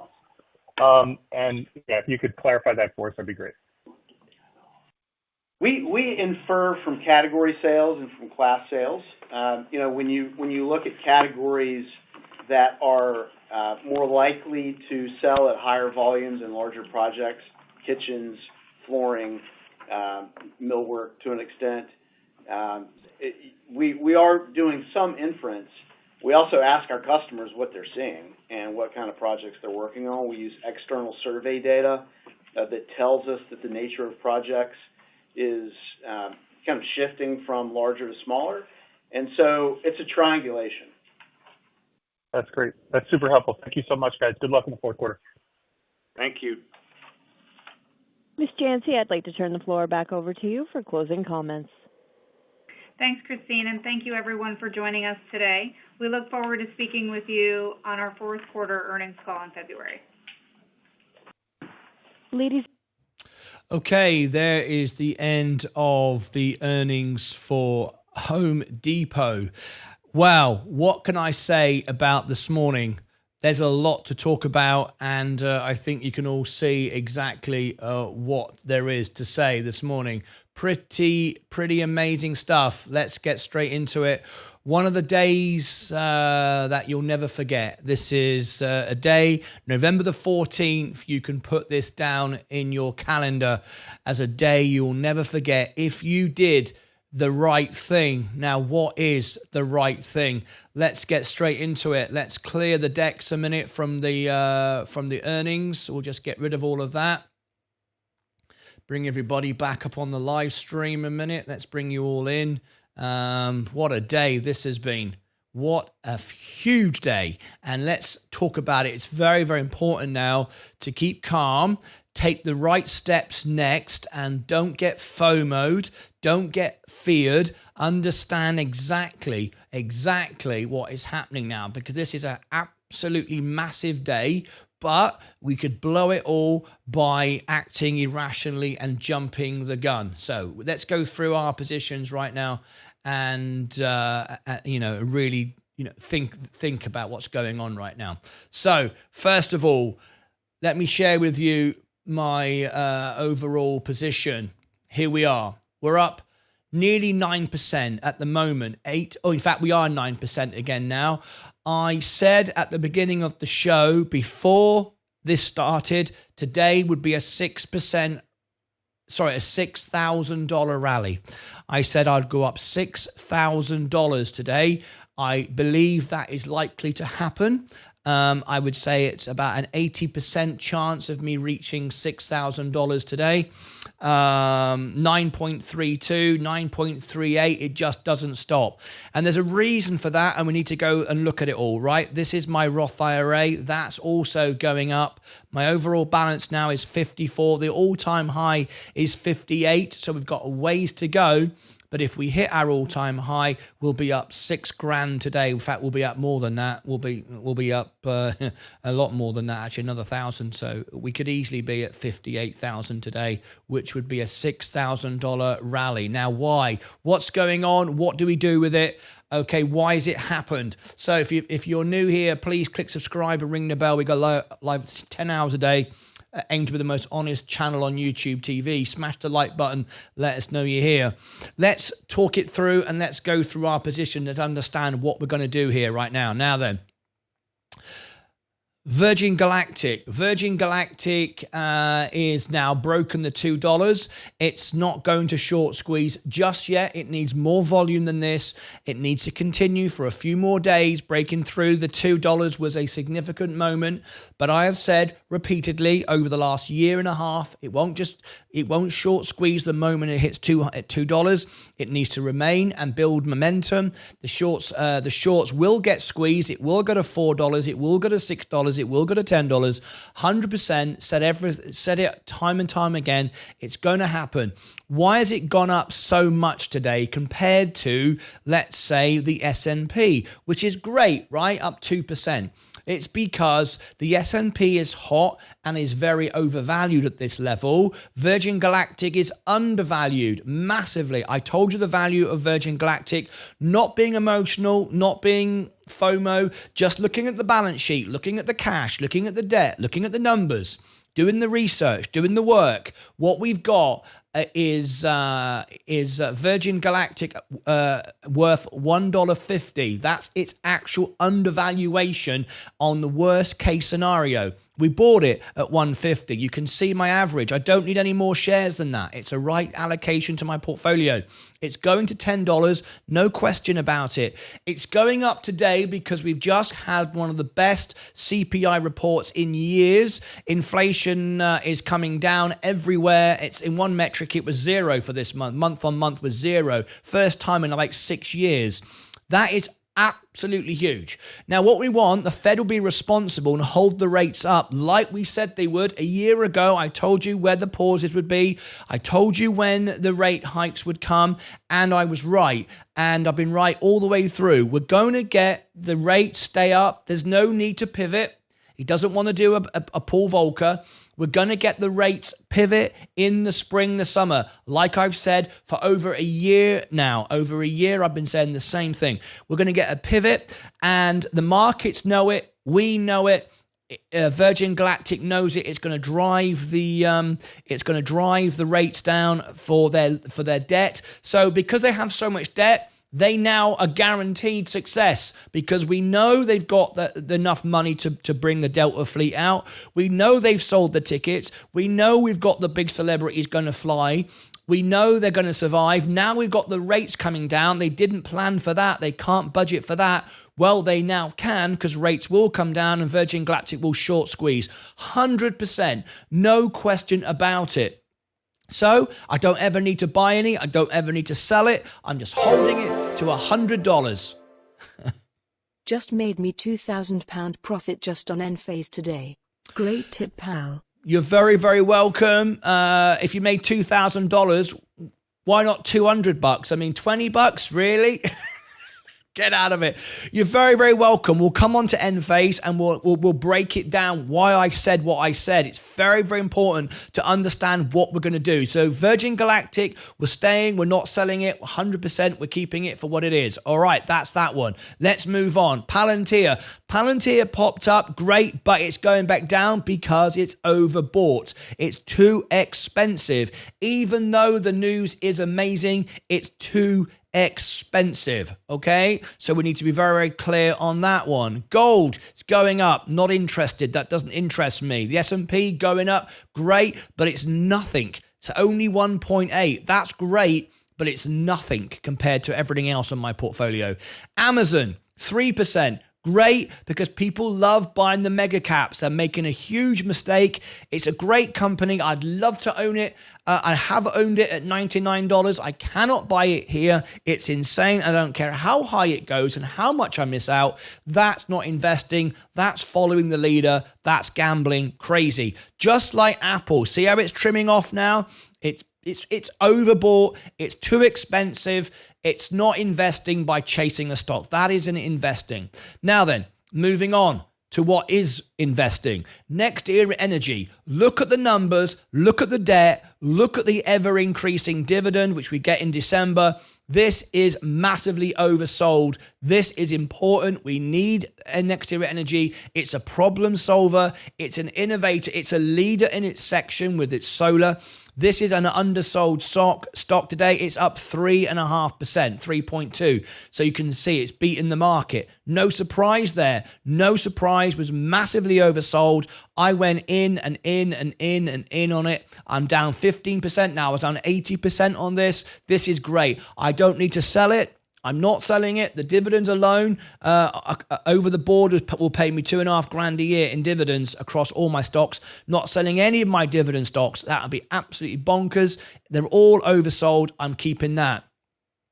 Enphase Energy. I don't know how many times, how many videos I made telling everybody that Enphase Energy is a 4 to 6x literally in 2 quarters. It was massively oversold. It was shorted. That a short squeeze might come, but it's a little bit early to say about this one, whereas Virgin Galactic is a guaranteed. Enphase Energy, I'm not 100% certain, so I'm not saying anything. I was down 80%. I'm now down just 15%. I've got $13,000 of Enphase. Huge, because it's going to 4 to 6x in 2 quarters. Because everybody, 100%, this is the most profitable solar company in the world. The way it does it, I know I've got these inverters on my roof. I've got Solar Edge, but in the UK, it's the same sort of setup, except this company's better. Its margins are better. It's now got markets all over the world. Its debt situation is great. Everything about this company is great. The only thing that was holding it back was people wasn't buying because interest rates were up. They are coming down in the spring. No question. 100%. 4 to 6x. People are now buying. I said the bottom was $70. I bought more at $70. Of course, I haven't got it at 70. My average is 101 because I was already in at 200. It's a $300 or $400 stock. No question, 100%. That's why I bought it. That's why it's up 9.8% today. I'm not selling any whatsoever to at least $200-300. There's no point. It's the future, 100%. That's why that's up. So what are we doing with that? We're holding it.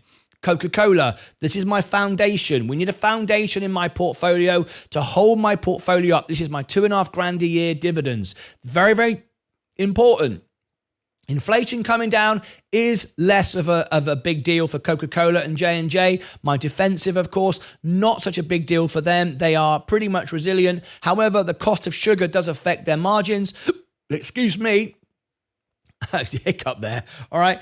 But Coca-Cola, I'm going to hold just for the dividends. It was oversold. I bought it all the way down. I think my average now is 55, but I was buying it at 50. Hugely oversold. So I bought that. Never going to sell Coca-Cola. Never going to sell. The only reason why I would is if I wanted to take profits and, find something new. But really, there's no need. I've got the bottom. I want to be like a Warren Buffett in 20 years, be up, 300% on my Coca-Cola. And I don't care if it goes up and down 20, 30% a day. I don't care. Of course, that won't happen. But that's where I want to be. So I'm earning $2,500 a year dividends just as free money. So that was oversold. Not selling that. J&J still has the litigation on it. It's another year away. But again, oversold. Jim Cramer, as always, was totally wrong. 100% wrong. Couldn't be more wrong. People kept reporting on Reddit and false information that this company is going bust and it's going bankrupt. Look, it's filed for bankruptcy. That was the headlines everywhere. Everyone was doing it. It's rubbish. It's not true. It's absolute rubbish. They've separated the talcum powder. They can break it away. They've got the money to pay off all the money tomorrow. They're just trying to do it in the best way for the shareholder. So no issue with J&J. It's a global dominance in the field. It's a $250 stock, $300 stock. It can double in value. The dividends alone is a reason to own it. I'm not selling any J&J. I'm holding it forever, and I've got $23,000 of J&J. Absolutely fantastic. Kenvue, not selling any Kenvue ever, holding it. The dividends are great. That's the best value stock on the stock market. It went all the way down, insanely oversold because of the breakaway connection with J&J. People misunderstood the stock. It has nothing to do with J&J. It does the domestic products like Listerine, like Tylenol, like Band-Aid, all doing great. Interest rates will come down. People will start buying premium products again. This is great. Massively oversold. Great dividend. It will have the same growth as J&J. You do not ever need to sell that. Chevron, I want out. I don't want to be in oil. Oil is of the past. I'm not interested. I just bought it down. It will pop up. I will be able to get out of it and get $2,500, but I'm not going to do that until I've had 2 quarters of dividends, because the dividends are $1.50 a share. I mean, they're phenomenal. I think $1.52 or something like that. I'm going to get my dividends, make a bit of profit, and then get out. So I'll be out of oil. Tesla was not technically oversold. Very, very expensive stock. However, Tesla has huge growth now because we've got the robo-taxi with a year or 2 away. We've got Cybertruck being seen on the streets of Texas, and no doubt about that. The only reason why this was going down again was interest rates, which they're coming down. So Tesla now is a $300 stock. I don't think you'll ever see under $200 again. I don't think you'll ever see it under $200 ever again. All right. So I've got an average of 228. I'm up now 1.78. I bought again and started trading it, but I'm now holding my highest ever position with Tesla. Rivian, I just want out of it. There's no need to own Rivian if you've got Tesla. What's the point? McDonald's, I kept saying you cannot overpay for land. You cannot overpay for land. It'll always make money. The dividends are alone are worth it. I bought it. It was oversold. We had a massive drop. We had a 10% drop on McDonald's. I bought it and bought it and bought it. It was down and down and down, and now down just 1.3%. It's not going to rally as much as everything else, but it is good news because the overall markets are up and inflation does affect everyone, even if you are just buying a McDonald's. That's good. Google is great, but there's something wrong here. The director sold 78% of his shares. I sold it. I'm out. Google is great. The stock price isn't the valuation. I like looking at the valuation using the balance sheet as I demonstrate every day. Google is up because people just buy it because they're chasing something they think is great. And it is good value, better than Microsoft, but they're just chasing it on the way up, and that's the wrong thing to do. That's why it's going up. I don't chase stocks, okay? Microsoft, too expensive. Walmart going up. I'm not really in Walmart anymore. I only have one share. It's great, but I'll just hold that one share. It's kind of neither here or there. Tesco, great, going up, but I want to buy it at 7. Toray Brands, I'm out. The company lost direction. I don't care where it goes. It doesn't know what it's doing anymore. It's lost direction. Erwin Simon is one way than the other. He doesn't know where he's going. So I sold it. I'm not in it. Robinhood is a 4 to 6x within a year to 18 months. Why? Because the credit card is out. It's going to make them huge amounts of money. It's entering the UK market within weeks. That's huge because not only have you got access to 75 or 80 million people in the United Kingdom who can then sign up with your gold plan and earn you $5 a month. You've got then those people, the very same people who are using the brokerage, like to own the shares. It's common. It's kind of a little self-investment, if you like, in yourself. So you've got lots of people in the UK who will buy Robinhood because they're now using the platform. Makes sense to me. Robinhood is a 4 to 6x. Especially with interest rates going down, that will benefit people on margin. That will benefit Robinhood because more people will buy in now because people have just been holding cash. I've been doing the opposite. I order the opposite. People are out of margin, out of investing because margin's too expensive and they're not buying. So I buy. That's when I buy. I don't buy now. I've done the hard work. I've gone through the red pain. Now I just sit and watch it go up. I don't chase the stock I'm already in. I bought it on the way down, not on the way up. Robinhood will massively rally now. IonQ is great, but it's dropping off. It's great. It's the world leader in quantum computers, but again, too expensive. People chased it, took it 300% up. I'm out. It's great. It's an Amazon investment. Too expensive though. Don't chase it. That's why it's going down today. Rocket Lab, undersold. That's up today, a massive 4%. We've got the flight for Rocket Lab just days away. We're going to cover it. I think it's on November the 28th. We're going to cover it if we can. Rocket Lab is going to double, if not triple in price from here. Very, very happy. I've got a nice position in that.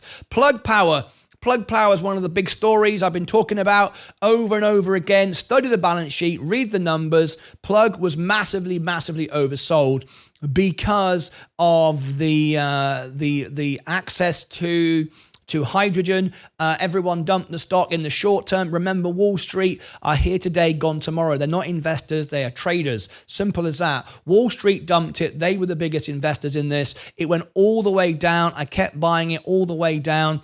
And went over and over and over. I was like about 90% down at one point, doubled and doubled again.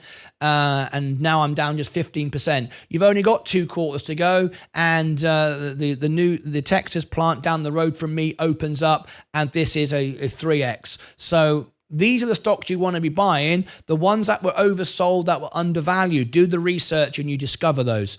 Procter & Gamble, I'm not really in. Rumble, rubbish. Absolutely rubbish. It reported last night. I'm not in it at all. I'll never buy it again. It doesn't make any sense. Funware, I'm not in that really. Faraday Future Intelligent. Well, going to surprise you all now. I bought some more this morning. I bought some more because of a potential short squeeze on FFIE. If I show you FFIE, the employees now are about to buy stocks. Some of them are working for free to make the company work. If we scroll down, we have a huge short interest on FFIE. 34%, double what Virgin Galactic is, where I said 100% short squeeze. A short squeeze is very likely to come on FFIE. It's had pain, and remember what we do as investors, just like Warren Buffett, we find companies that have great upswing and potential, that are proprietary and unique. They stand alone, do something different, but have a massively oversold stock price. FFIE does have some problems. I've said many times it's rubbish, and I've said it repeatedly, rubbish, and it is rubbish right now, but it has a huge potential of a short squeeze. And listening to them speak last night, it wasn't the greatest earnings, but we've got a new CEO. Some very important information came out last night. It is undervalued, but we need to warn you. I'm not going to tell everybody this is the right thing to do. I've done it because I think it's the right thing for me, because I've got much profit elsewhere. I can take a risk on this. Intrinsic value estimate is unreliable because it's based only on its DCF value and doesn't use relative valuation using multiples. It's important to understand that it's not a undervaluation trap. It's not that, even though the worst case scenario is undervalued by 83%, looks great. It's not an undervaluation trap. However, the metrics that we use through our software are not picking everything up that they need to. However, that's why you need to do your own research. That's why I covered the earnings last night. And I think there's a potential here, maybe a 60% potential of a short squeeze. So I doubled and doubled again this morning. I was down 88%. I'm down 44%. I can afford to risk that. Because of everything else that's going on. I'm not going to chase it down to 1 cent or anything like that. There's no need to do that now. I'm done. That's all. That's a moon bag. That's a moon bag. And if we get it, it's a year away. It's a year away, but this could 10x within a few months. It's a year away of it really reaching its potential, but it could 10x in months. With the interest rates coming down, once people start sniffing this out, they'll look at it and go, who's buying it? What's going on? It is overshorted. It is undervalued. I do think there's a huge potential here. So I have bought Faraday future this morning. I've doubled and doubled again. I was down 87%. I'm down 44%. And by now, I'd be down 90%. So you can see how I've dramatically improved that. That is a potential 60% short squeeze, not 100%. Even though it's got more shorts than Virgin Galactic, they're completely different. This has got a 60% chance of a short squeeze, whereas Virgin Galactic is 100 in my opinion. So I bought some more of that. Okay, moving on. Mullen is not Faraday. Completely different. A lot of illegal activity here. A lot of false information. I don't see that on Faraday. Mullen, rubbish. Not touching it. It is my moon bag, but I'm not buying it even though it's 18 cents. Dave Mitchery makes up stories all the time. I don't like this stock at all. Now, just because I'm down 97%, you might go, well, why don't you do what you did with Faraday? No, because Faraday is behaving in a different way. This company is just an all-out scam. I'm not touching this. So I'm down $600. Yes, I could spend... my market value, $15. I could spend $15 and literally halve my average. I mean, but no, it's rubbish. It's rubbish. That's just throwing money away. It's not even buying a lottery ticket. 18 cents. I mean, it's like, this is rubbish. So I'm not buying this. All right. And today, of all days, it should have popped, just like Faraday. But I see very, very different businesses. One's an all-out scam. One is shorted to death and facing some difficulties. There's a difference between a scam stock, which is rubbish, and a stock which is undervalued through difficulties. I'm trying to apply the Warren Buffett principle of looking for undervalued stocks in trouble. This isn't that. This is just rubbish. So anyway, I'm holding my 654 worth of loss because it's only worth $15. There's no point. The money's gone. I've got 88 shares, and if it goes up, it goes up. If it doesn't, it doesn't. Whatever. But there you go.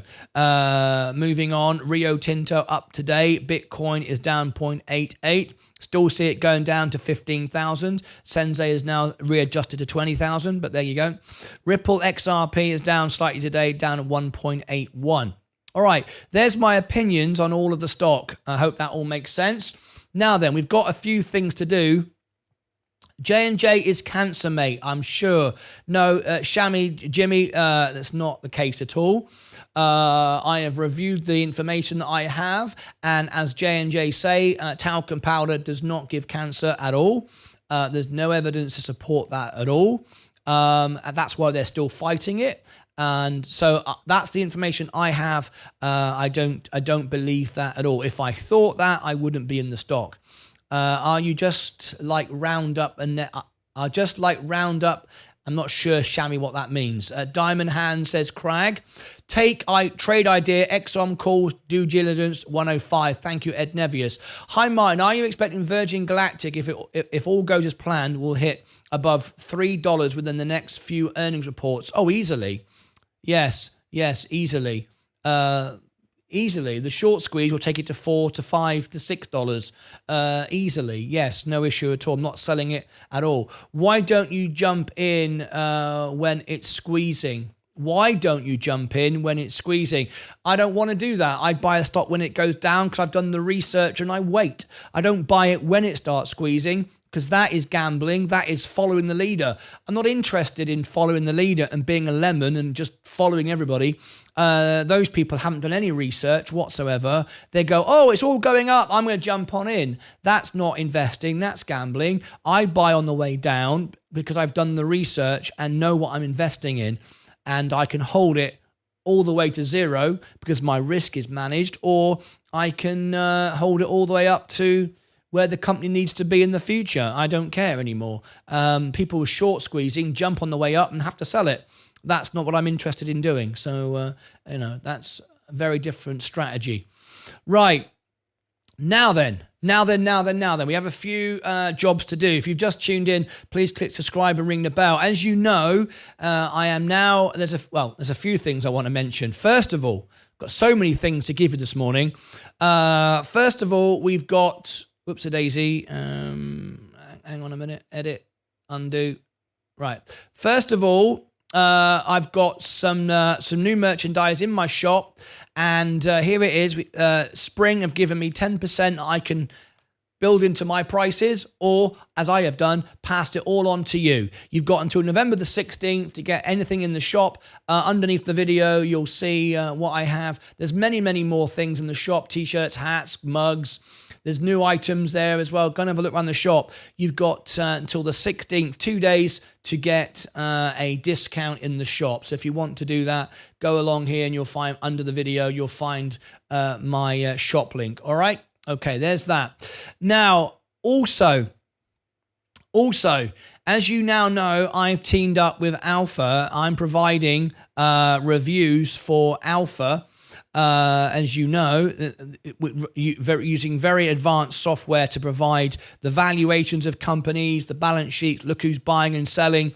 Virgin Galactic, if you scroll to the bottom of the video, you will see I have reviews here above CNBC, above Yahoo Finance. There they are. They're my reviews. I'm now doing reviews for Alpha above CNBC and Yahoo and Bloomberg and everybody else. Is really, really great. So I'm very, very proud to be doing that. Now I have something very, very exciting for you guys. And I hope you will all go and do this for me, because it will massively help my success on Alpha, and hence bring you even more information and a special deal that I've secured for all my members. Here is our very first brand. Here it is, our new link. It's just been created. Everything you've had up to this point is now being replaced. This is the Alpha Spread. Gives you opportunity to have a free account as well.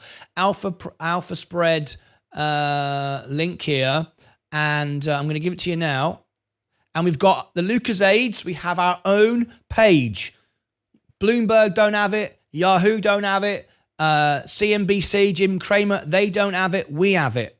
Right, ready? I told you I always bring you the best deals. Here is it now. I'd like every single person to click on this. Please, you will massively help me and I'll be able to help you. There is my brand new alpha referral. If you click on that referral, this is what you get. Are you ready? This is what you get. You come to our very own Alpha Spread. Welcome to the Lucasades page. Now, at the moment, the CEO, that's who I speak to directly, has not added all your pictures. I asked you to send in pictures with your mugs. Some of you did it, some of you didn't. He hasn't added it yet.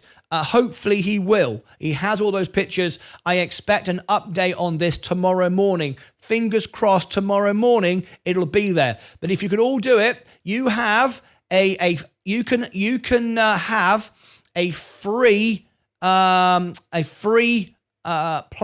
on Alpha. Using my referral, a free plan on Alpha. If you want to get an unlimited plan, which is what I have, you will get a 10% discount. 10%. Only my members will get that. All right? Only my members get that. Fantastic. All right? There you go. And look, we've got our very own page. I love it. Isn't this cool? Isn't this cool? We've got our own page. Welcome to the Lucasades. Look at this. Isn't it awesome? There you go. So if all my members and everybody could click on that, I would absolutely love it. It'll be a huge help to me. I've just given you the link. Do it again. Everybody, please, for me, go and click on that. There you go. Awesome stuff. Really, really great. Okay. All right. Okay. Everyone got that? All right. Hopefully you'll all click on it and that'd be absolutely awesome. Right then, let's go through. Virgin Galactic's now 210. Yep. Very, very good indeed. Very, very nice indeed. No surprise there at all. Crag, to get out of Mullen, I mean. Oh, to get out of Mullen. No, because I don't expect it to short squeeze. And Mullen is just rubbish. I don't expect it to do anything. If I'm completely honest with you,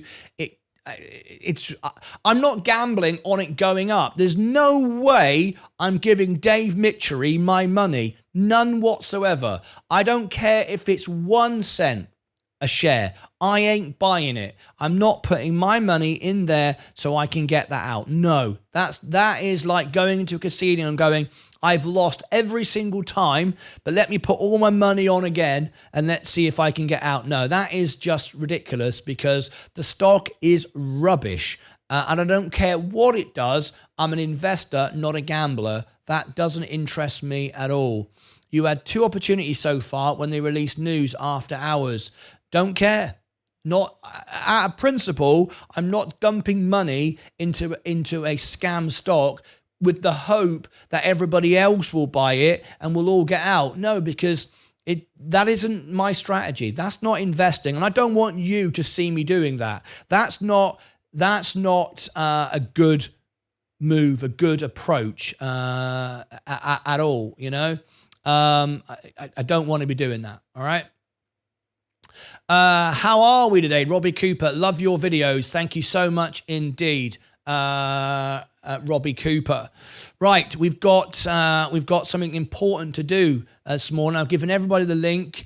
You need to buy Real Magic Mystery Ball, Martin, after today. You need to buy Gordon Center, Virgin Galactic going up again. Yeah, there it is. I'm up 33% now. You see, I don't need to ever sell it now. I bought the bottom. We know it's going to be successful. We know interest rates are coming down. I want to say I own a rocket company. I'm going to own it all the way to $100. I'm going to own it. I own the company, not the share price. I own the company, not the share price. Okay? It's really as simple as that. All right. Palantir, gold, the S&P, Amazon, Apple, Next Era Energy. This is all so obvious to me, so predictable, so 100% certain. I said over and over again that this was going to happen. So it's a no surprise, really, because you just look at the numbers and study it, not follow the leader, and it's it's clear as day. I don't know really how best to say it. Anyway, there we go. Let me read some more comments. Virgin Galactic going up. Hi, Martin. What ceiling price do you think Plug could achieve, please? A Plug. If I tell you these figures, you're gonna really kind of like, I think, struggle to get your head around this. But where do I actually see Plug going? Like I've said, it's a 6x. It's a 6x. So it's hard to put on a value when it's that sort of level. But if we saw the share price around the $40, around this point here, this medium point here, that wouldn't surprise me at all. That's a 10x. So I'm saying a 4 to 6. It only needs the plant in Texas to open, which it will in 2 quarters. And we've got a 6x. So it's a no-brainer, really. Anyway, me too, $100. High all, Queen of Self-Braiding. PLT is way overvalued for me. Too much hype around it right now. What's your thoughts? 100% Robbie Cooper. 100% Palantir. 100%. It's because the CEO is regarded as the new Elon Musk. Everyone's jumping on it. They like his freaky hair. He's got great insight, great product. The NHS thing is being overvalued. The access to the S&P is being overvalued, and of course, it's really a $9 stock. It's hence why it went up today on the news and straight back down again. People aren't going to keep buying it forever. I mean, there is an element of that always. I mean, we did it with Tesla. I'm not doing it. It's not in any of my. It's not my interest to start chasing stock. I mean, that's crazy. Bernard Foxton, $5 possible. $5. $5. Oh, way more than that, Queen. Palantir is way overvalued. Yeah. Bernard Fox, way more than $5. Join Alphabet. Where do I find the Lucasades? Where do I find the Lucasades? You only get it on my link. It's a hidden page. The link is here. If you've not used my referral, you've missed out on the discount, and you've got to go through my referral to get that. If you don't use my referral, you won't get that. It's members only. Mark Saxby. So I hope you didn't join without it. You'd end up, we all lose money if you do that. Thanks for the link, Martin. Already useful. Fuel Cell, GeoVax, and Standard BioTools. Cheers. Do you think 164 average on Virgin Galactic is a good enough average? Of course it is. Of course it is. People in a year's time are going to be paying $10 a stock. I mean, do you care? Does it matter at 164 or 180 or 120 or 2 or 3 or 4 when it's 10? When it's 100? Do you care? Of course not. Don't chase it now. You got what you needed. Hopefully you did the research. Martin, did you only buy Faraday for the potential short squeeze or your belief in the company? I remember after the earnings, you were not particularly complimentary on the companies of their tactics. No, I'm not. I'm buying it primarily for the short squeeze. However, I will continue to reassess this company. There are some very suspect bits here. However, I do see the potential for a short. I've called it 60%, not 100% like Virgin Galactic, even though it's double the short interest. It's nearly 40%. So it's very close to a short squeeze, more than Virgin Galactic. However, I don't think that... in fact, let me just look at SPCE a minute and see what the current short interest is on Virgin Galactic. Remember, this is only updated monthly, so we can't always get anything useful here. The percentage of shorts has decreased 20%. That means shorters are already starting to buy it. So it's not short squeezed, but the shorters has decreased by 4%.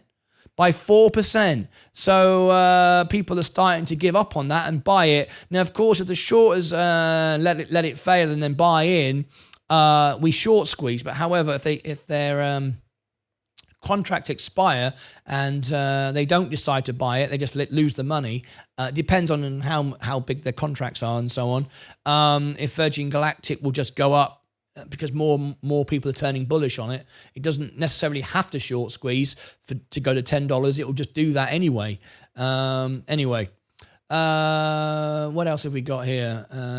Clicked on the link. Hope everybody did it. I hope everybody did this. It's a huge help to me. There you go. Alpha spread. My average is 159. Who cares? Exactly, Buckaroony. Who cares?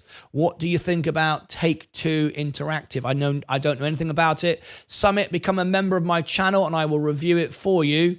Summit, I think I've missed your comment there somewhere. Alex. Oh, Summit, yes, you're right at the bottom there. Yes, become a member of my channel and I'll review it. Now, I've got to get back to work now. I've got to get back to work because the stocks can take care of themselves now. We can forget Virgin Galactic. I'm in at the bottom. I just ride it up forever. Forget all about it. Palantir, we'll wait for that. Gold, no. S&P, no. Amazon, no. Apple, no. And Next Era Energy, just hold it now. Bought the bottom. Enphase Energy, I bought the bottom. Let it run. Coca-Cola, I bought the bottom. J&J, I bought the bottom. Kenvue, I bought the bottom. Chevron, I bought the bottom. Tesla, I bought the bottom. I've just got to hold. Ain't got to do anything now. It's done the hard work. The green days, you don't do anything, right? The hard work has been done. Right, so now what I need to do is, I hope everyone clicked on my link. I hope you all did that. Okay, let me get back down to work now. Okay, here is the you've got until the 16th if you want the merchandise at 10% off. There you go. Oma, I've got a few to do here. Cut.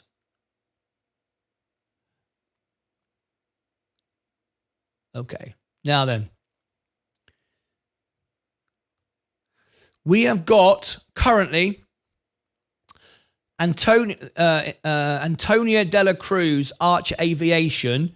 These are all full back tests, full reviews, balance sheets, margins, cash flow, inside trading, the whole 15-minute, 20-minute videos.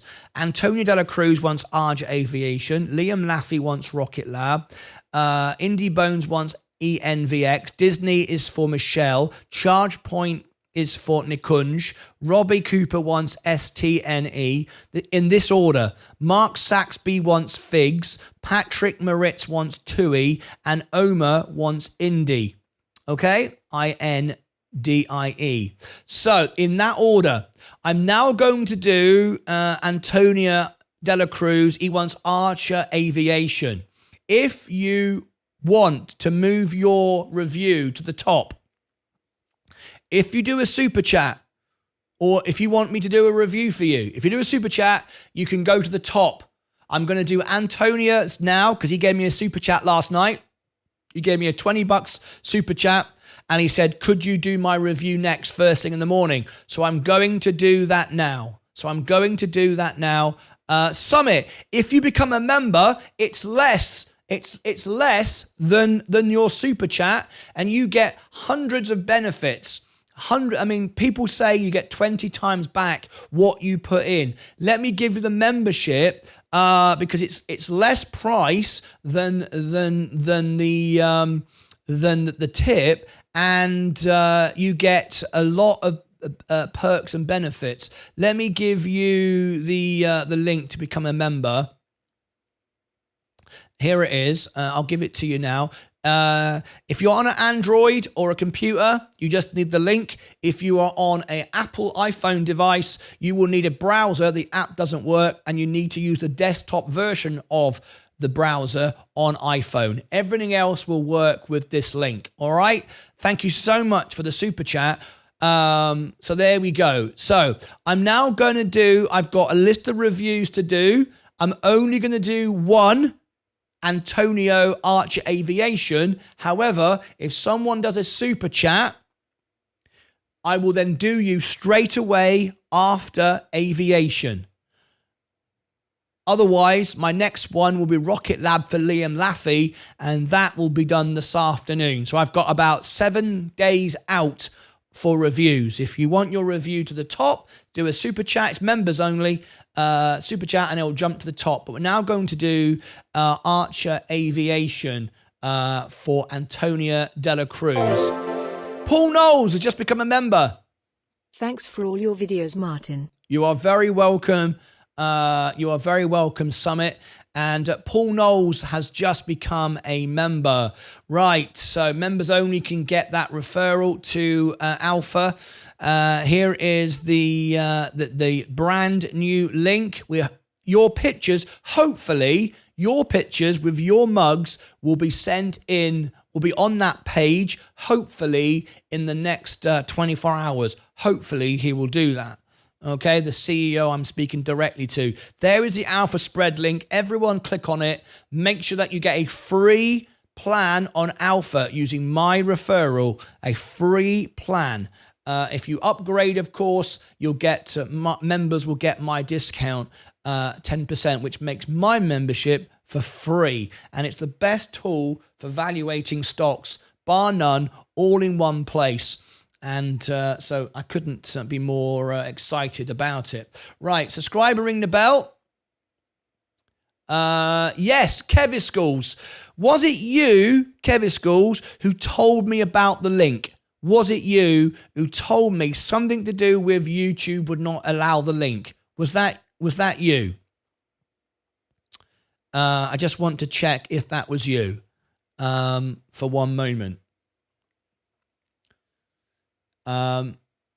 Just want to check one moment if that was you. And look at this. Yes. So, Kevin Schools, I want to give you a huge thank you. This is the benefit and the power of the membership. I'm speaking directly with the CEO and the owner of Alpha Spread. And I said the link that you gave me, and I had no idea this was down to you, Kevin Schools. I said the link you're giving me is not able to be shared in my YouTube chat. One of my members said it's the wrong type of link, and he redid it. But he didn't just redo it. He gave me my very own page. Bloomberg don't have this. CNBC don't have this. And my members get the referral and the discount code. Nobody else, no other platform in the world has that. That's exclusive to my members.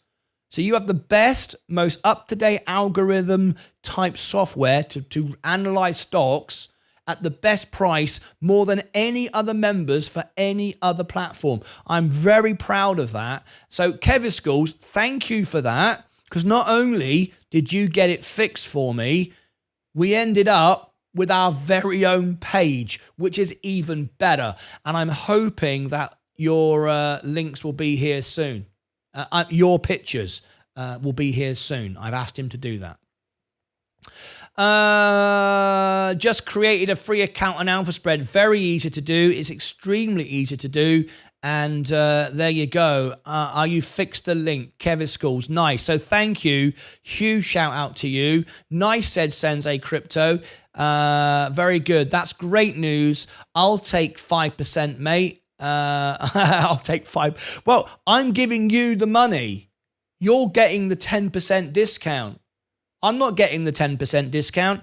I've done it to get my members, as always, the best value. So my membership is free. I'm now teaming up with more and more companies to bring you discounts and perks and benefits, which if you only take one of the things, my membership's free.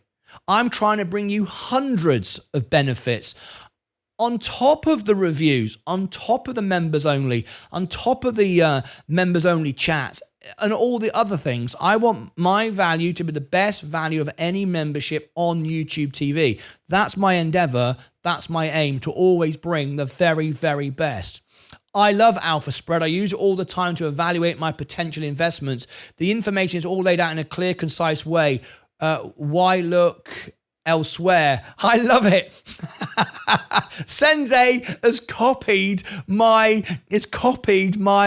my quote from the page. I absolutely love that. I agree with you. I agree with you. It's the best. I've never seen a platform like it. Very, very excited. Just became a member. Summit has just become a member of the channel. Fantastic. Well, you can now get the benefit to that as well. So there you go. Let me give you the link. You can set up a free account using my referral. Pretty cool, right? Better than anyone, right? Really good. Anyway, today is an amazing day. I've need to focus. Look at this, guys. Take a moment. Take a moment to enjoy it. Take a moment to enjoy this. Really, it's through the roof. It's great. It's great. It's exciting now because the investors are in. We got in at the bottom. What you've now got people coming in having to pay 34% more than us if you got in at the bottom. And that thrills me, and there's nothing they can do about it. There's nothing they can do. You're going to have to pay $4 soon, and there ain't nothing you can do about it. That's why I don't want to sell. That's why I don't ever want to sell Virgin Galactic now, because I bought it like Amazon, like Tesla, like Bitcoin at the bottom. And now you just hold it forever. All right? Very good. Okay.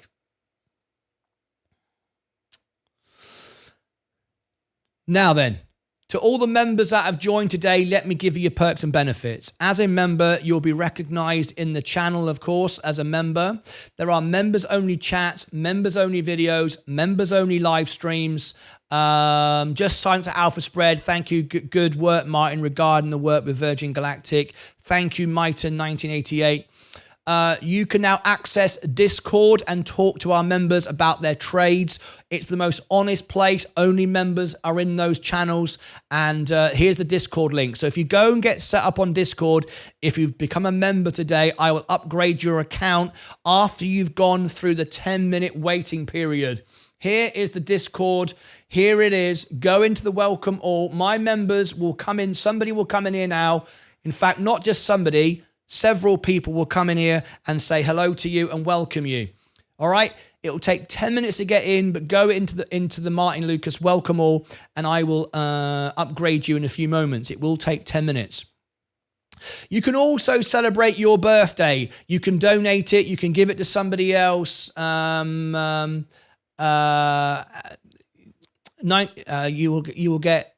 You can donate to somebody else. You can have a fundraiser event. If you're a silver member, you go on the homepage of the YouTube channel, and I will get everyone to subscribe to you and support you. If you follow all my social media, I will engage with you and reply to all the members' comments. Here is the link to my all links page, my website. Go and visit it. There will soon be an Alpha Spread page on there as well. You can sign up for the free newsletter. It's full secure. It's a HTTPS site. I never use your emails. Wouldn't even know how to, right? You put your name in there. You can just put your email. If you want, you personalize it. You can. If you want a birthday card, you can do that. Scroll below and you'll find all of my links, my free stocks. We're giving away free stocks at Robinhood. I'm about to bring out the UK version. There'll be free stocks there. You can get all my free stocks, all my social media, all of that as well. Follow me on X and StockTwits. We've now broken through the 100. Look at that. We're now on StockTwits over 100. Here is my StockTwits. Again, all on my all links button, but there it is. Follow me. That's the internet of the stock market, the Twitter of the stock market. If you want to follow me on X, I post my links, my trades before I make them. So you know what I'm buying before I buy it and before I sell it. There is my X account. Okay, you got that? Fantastic. Everybody there? Right. Okay, now then. Before I make this review, I've got a couple of questions. We're about to go members only, so we'll be turning off these non-members. Please stop saying you have 95% of the retail investors here, though.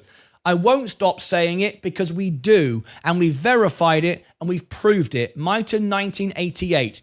We did a survey. We got it signed. We changed policy with Virgin Galactic. They've now made their company profitable because of us. They mentioned us on the call. We spoke directly to the retail investor management team. I reported a few days ago on the video of the interview that we had with the investor relations manager. I will share with you now that video. Here it is with Andy Shovel. There is the interview we had. That's the trailer for the interview. There is the interview that we had. It's a 25-minute video. We explain everything about the conversation, the private conversation that was had with Andy. There is the video on the homepage of the channel, and it's right there under the video section. There is the interview. How do I know that we represent 95% of planet Earth's retail investors on Virgin Galactic? That's very, very easy. We know exactly how many shares there are outstanding. We asked everybody that signed the petition to send pictures of their actual allocation to Virgin Galactic so we could see the people that signed it, how many shares they had. And I painstakingly spent hours looking through the pictures, verifying it, because some people were trying to manipulate with Photoshop and whatever.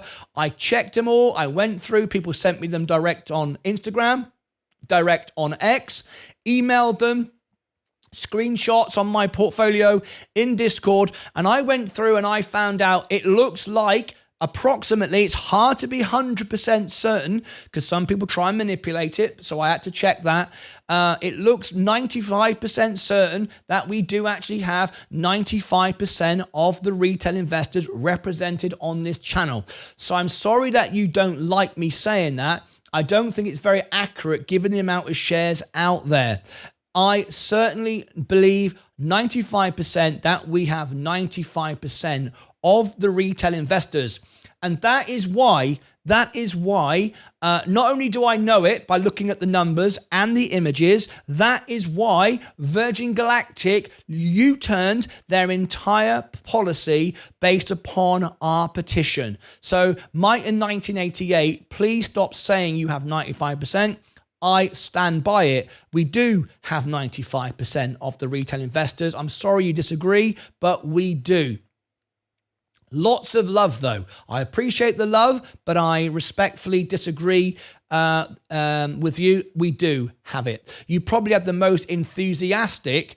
We have the most enthusiastic, the most committed action, people doing what they say they're going to do, and we have the numbers. After your fiscal review, I sold my position and all in on Virgin Galactic. Thank you for checking out the review. Appreciate it. I hope it was of helpful to you. Just signed up the Alpha Spread. Liam, thank you. You got a free plan using my referral, of course. If you want to upgrade, members get 10% off. I wish I'd found your channel earlier. By far the best social media channel I've come across. Summit, you're very, very welcome. Thanks for joining me, and I believe you're a member. I'm actually voted by Sir Elton John as the world piano man. This is my TV studio, And that's where I sing. On Friday nights, we do live concerts. And you can have birthday celebrations if it's your birthday. You can donate it. I am not a YouTuber. I am not selling videos, even though you might think I am. I'm building an audience, the most honest, real audience in the world. It's supposed to be a TV show. That's why it looks like this. That's why the quality is like this. And I am the world piano man, and I'm not here as a guy just trying to get famous on YouTube. I toured 195 countries, which is, yes, the whole world, performed in theaters all over the world, and to millions of people across the world. And that I'm using all of that experience to build up a show on YouTube TV to be a TV show, not a YouTube video where I sell videos like Meet Kevin saying the world's coming to an end, even though I've got my own private jet outside, and Graham Stepan, who says the world's coming to an end, and he's got a sports car parked right behind him in the studio. All of that is rubbish. It's there to sell videos. They were sponsored by FTX, which was all to make the money. Rubbish. I am here to help people, and I want you to say that was the most honest, real, best channel in the world. That is what I want. That's what I'm doing this for, not to sell videos, all right? I could just go out and do a few gigs and earn the money I make on what I earn on the videos. If anyone grabbed XOM up 20%, congratulations, Ed Nevius. Well, I'm 5% sure you have 5% of the retail investors. I'm 5% sure you have 5% of the retail investors. Well, that's fine, but I've got the numbers, I've got the images. I speak to the world's biggest investors on the phone every day, and I know who's buying, who's selling, how much they've got, and I know exactly what I'm saying, and I stand by what I'm saying. So there you go. Signed up for the free alpha plan. Thanks. You're very, very welcome. I just bought more space. I feel like the invest that sold all these other shares for Virgin Galactic. Have Alpha Spread updated space yet? Have they updated space yet? You're talking about this. There's a reason why they don't have this information. I spoke to them about it, and it's because of the way the figures are with Virgin Galactic at the moment. When you run it through the software, this is what you get. It's not they've not filled it out. It's done through an algorithm and a computer, right, and a system that we've built. And when you plug in the figures, Virgin Galactic does not have enough information yet to fill these in. They will automatically be updated when the information comes from Virgin Galactic. It's not doing, it hasn't got enough figures yet for us to be able to provide this information. We still do have the financials. We still do have the balance sheet, the margins, the efficiency, the fundamental scores, the profitability. When this changes, you will get more information, Wall Street analysis, my reviews, inside trading. All of this information is still there. Sentiment's important. Sentiment over the last 90 days, we can see how that's changed. Last 90 days, 38%. 40% over 30 days, 38% over 7 days, and today 33%. So we've got no negative, just neutral. Just mainly neutral. So, you know, as you can see, what's important is the negative what's the negative? 34% has dropped to 33%, has dropped to 32%, has now none whatsoever. So that's what's important. The negative sentiment has dropped completely. There's nothing at all today. Nothing at all. So there we go. Apologize for zipping through. I shouldn't do that, should I? The overall portfolio is going up and up and up and up and up. Fair enough, Chris Pickering said. Have Alpha Spread. Okay, does that make sense? All right. Okay. We need to do some work now. I've gone through everything I can for all of you. There is just so much for me to continually do. Thank you, Malk, for liking the post, repost. We have a competition running for the fan of the year. That's who likes and shares and reposts the most. All right, great. Virgin Galactic 213. Short squeeze is 100% certain. Palantir, Gold, SNP, Amazon, 2 dear, Apple, 2 dear, NextEra Energy, 100% going to double in value. Enphase Energy, 100% is a 4x. Very, very nice indeed. Coca-Cola, solid. J&J litigation will come to the end. It'll take another year though. Kenvue, best value stock you can buy. It was when I bought it at the bottom. Not so much now, but it's still good. Rivian going up, McDonald's going up, Google too expensive because, well, not too expensive, but there's a concern there. The 78% was sold. The biggest stuff we're about to show you now. Here it goes. Robinhood 4 to 6x, no doubt about it. IonQ 2 dear. Rocket Labs going to double on the flights. Plug Power. There we go. There we go, folks. There it is. It's clear as day. 17% now. 17%. There it is. Just beginning. This is just the beginning for Plug. There will be profit taking, but there shouldn't be at this valuation, but there will be. Is my moon bag, my crazy moon bag, of no reason other than the short interest is now over 40%, and they are applying to some sort of legal procedure to correct the illegal shorting. I don't buy into that too much, but the sentiment is there. It's worth a moon bag. Anyway, massive increase today, 10.9 and space over 2. I'm happy. I'm a happy man. Fantastic. You must be buzzing, Martyn, with that profit today. I'm getting there. But it's not a surprise to me. It's what was expected. It's why I use margin. It's why I planned everything. It's why I bought what I bought. I am happy, but I will be happy when I pass $6,000 today. When I'm up $6,000, I'm up nearly $4,000 now. So we are, 2/3 of the way there.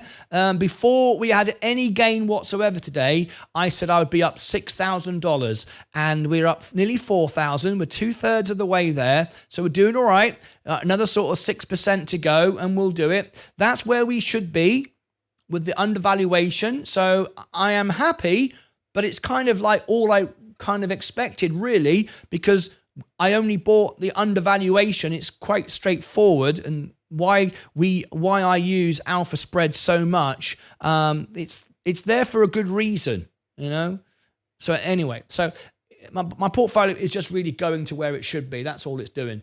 Right. I've got no one up to upgrade on Discord yet. I know I keep saying now I've got to do some work, but I do, because I've been paid super chats to do it. So I need to do it now. Links for YouTube. Jojo S has sent me a link. Enphase Energy. Let me just share it on the screen. Thank you, Jojo S, for sharing me the Enphase Energy chart. You can all see for yourself what's happening there. As you all know, I'm not a chart investor at all. I study the stock. I study the company, the CEO, the balance sheet, the numbers. I don't really care what the chart tells me. Really, it has some value. It has value because other people use it, so they will react this way. So it tells you about human sentiment, but so there is value to me, but not as much as the basic relationships that I build with talking to real people and looking at the actual business. Remember, I buy businesses. I don't buy stock prices. I've always said that, and I stand by that. All right. Okay, now then, I've got to focus.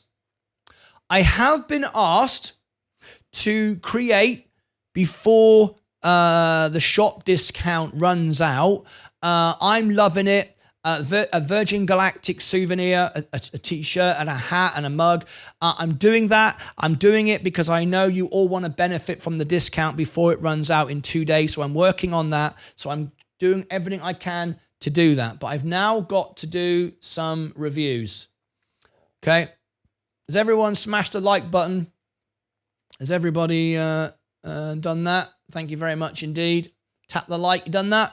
Okay, I've got to do some reviews now. So, Summit, no hurry. Let me read this.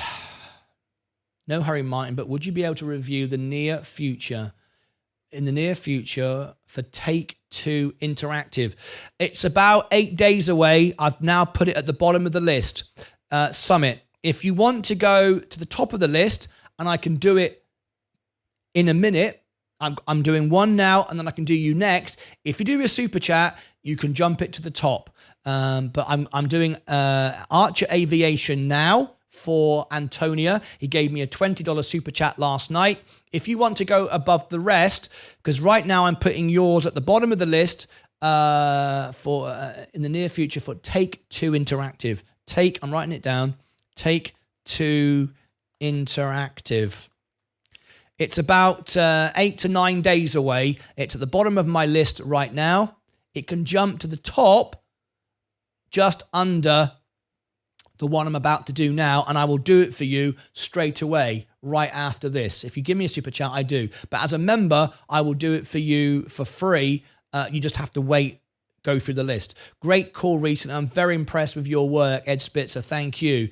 Can you ask Sensei to do space tonight if he has time? Chris Pickering is asking Sensei to do that. Right, let me go to members only now. I need to go to members only.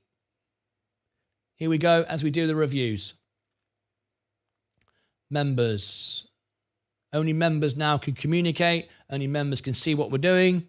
There we go. We are now members only in the show. Hang on. Wrong one. That's wrong. Beg your pardon. Just bear with me a second. Now, if you want to do a comment after we are members only, you still can. Some people say, oh, I can't do a comment now. You can. If you do... no problem, Martin. Okay.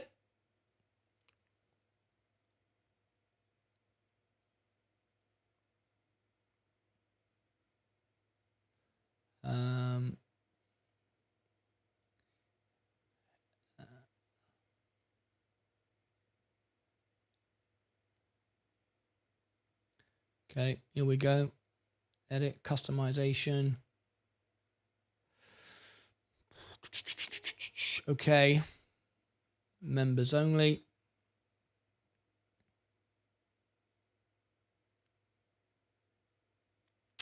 Okay, Summit. Now then, you gave me a $5 tip, so yours is in second place. So yours will be right after Aviation. Let me take that out. Cut that there, and put that straight after Aviation. There you go.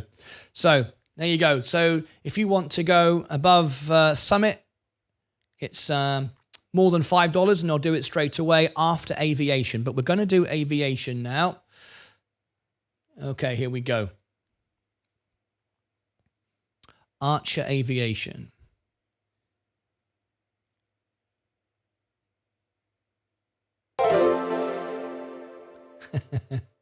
No problem, Martin. Smile. Thank you. Yes, if you want to communicate with me now, you can do it martynlucas.com/tip, and your comment will be read out on the screen. So you can do it that way if you want to override the members only. But it's cheaper just to become a member, I'd say. Anyway. Okay, here we go. ACHR. ACHR.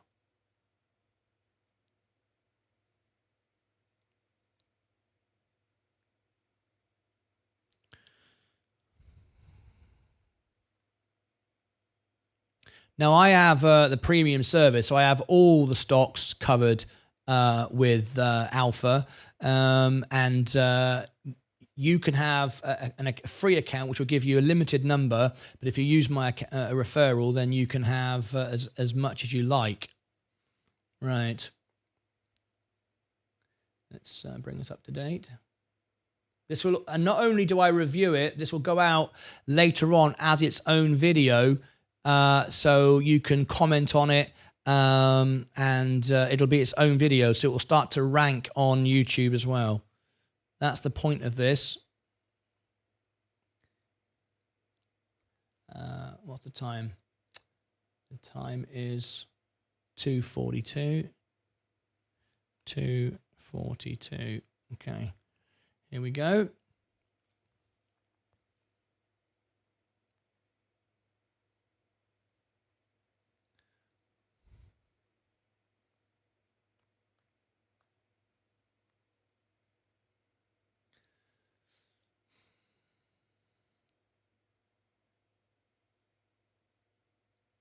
Ah, that's cool.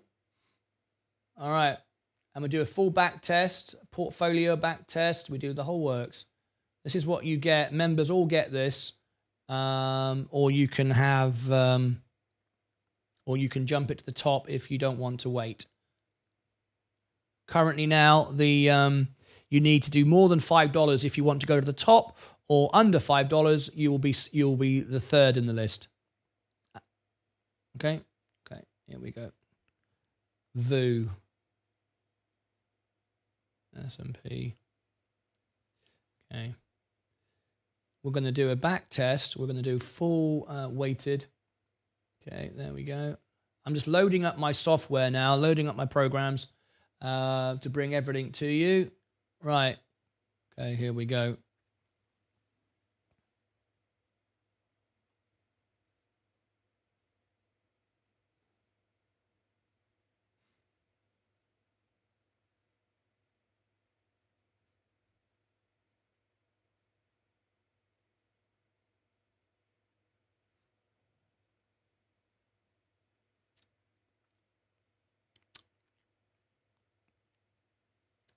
It's time for another stock review. This time we're going to look at ACHR, Archer Aviation. This is a full review I do for my members. We're going to look at the back test. We're going to see how it compares to the S&P over time, investing $10,000. We're going to look at Wall Street's price targets. We're going to look at whether there's any inside trading, anybody that works at the company has bought or sold the stock. We're going to look at the intrinsic value, the balance sheet, the debt they hold, a full deep dive into the stock, whether you should invest in this stock at all. Now, if you like the software that I'm using, we've got very advanced algorithmic software. Algorithmic software, is that a real word? I don't know. Anyway, we use very high advanced software. If you'd like it, I have a referral link, which I will give you at the end, and all my members can get a 10% discount, which basically gives my membership for free. You can set up a free account using this software, which will give you a couple of reviews. You can see on a couple of your favorite stocks, but if you want more, then you can go premium. But if you do that with my referral, my membership becomes free. It's a fantastic offer, and I'm the only person on planet Earth who offers you that deal to probably the best valuation software on the internet right now. And in fact, we do our own reviews on there as well. It's called Alpha. I will bring that information later on. But first of all, let's get straight into the review. If you are new here, click subscribe and ring the bell, and do smash the like. Now, if you would, as I make this video, I'm making it in a live video. I actually make all my videos unedited as they are. They come straight out. So this is real as it happens. If anyone does a comment, and my members can do a comment right now, or you can do a martynlucas.com/tip, you can do a comment. It will read it out on the screen, your thoughts towards Archer Aviation as it's being made. So if that does happen, you'll know why. All right, let's get straight into the stock. We're going to start very, very simple first of all. This is my position here at the moment, you can see, and I'm going to start with some basic information, how you'll see the stock appear. We'll go through this chart over here. We will also look at the full website of the company. We'll go look down and scroll through what the website looks like. We'll also go and do a complete back test on the stock compared to the S&P 500. We will also share you some in-depth reports from Alpha using our fundamental analysis, the balance sheet, the efficiency of the company. We'll go into all of this, who's buying, who's not, and you'll learn a lot about the stock over the next 10 minutes or so. So please watch through to the end if you want to know if Archer Aviation is worth an investment. When I invest, and I typically consistently beat the market, consistently beat Warren Buffett. You've seen me do that on my shows live every day.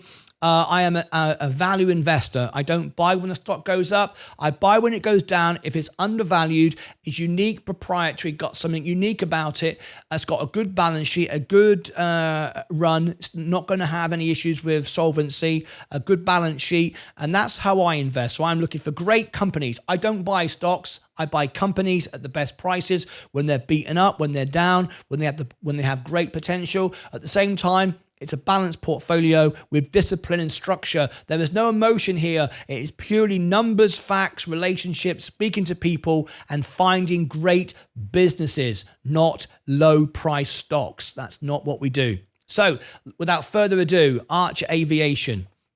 Let's start basic and let's get more detailed as we go. What is Archer Aviation?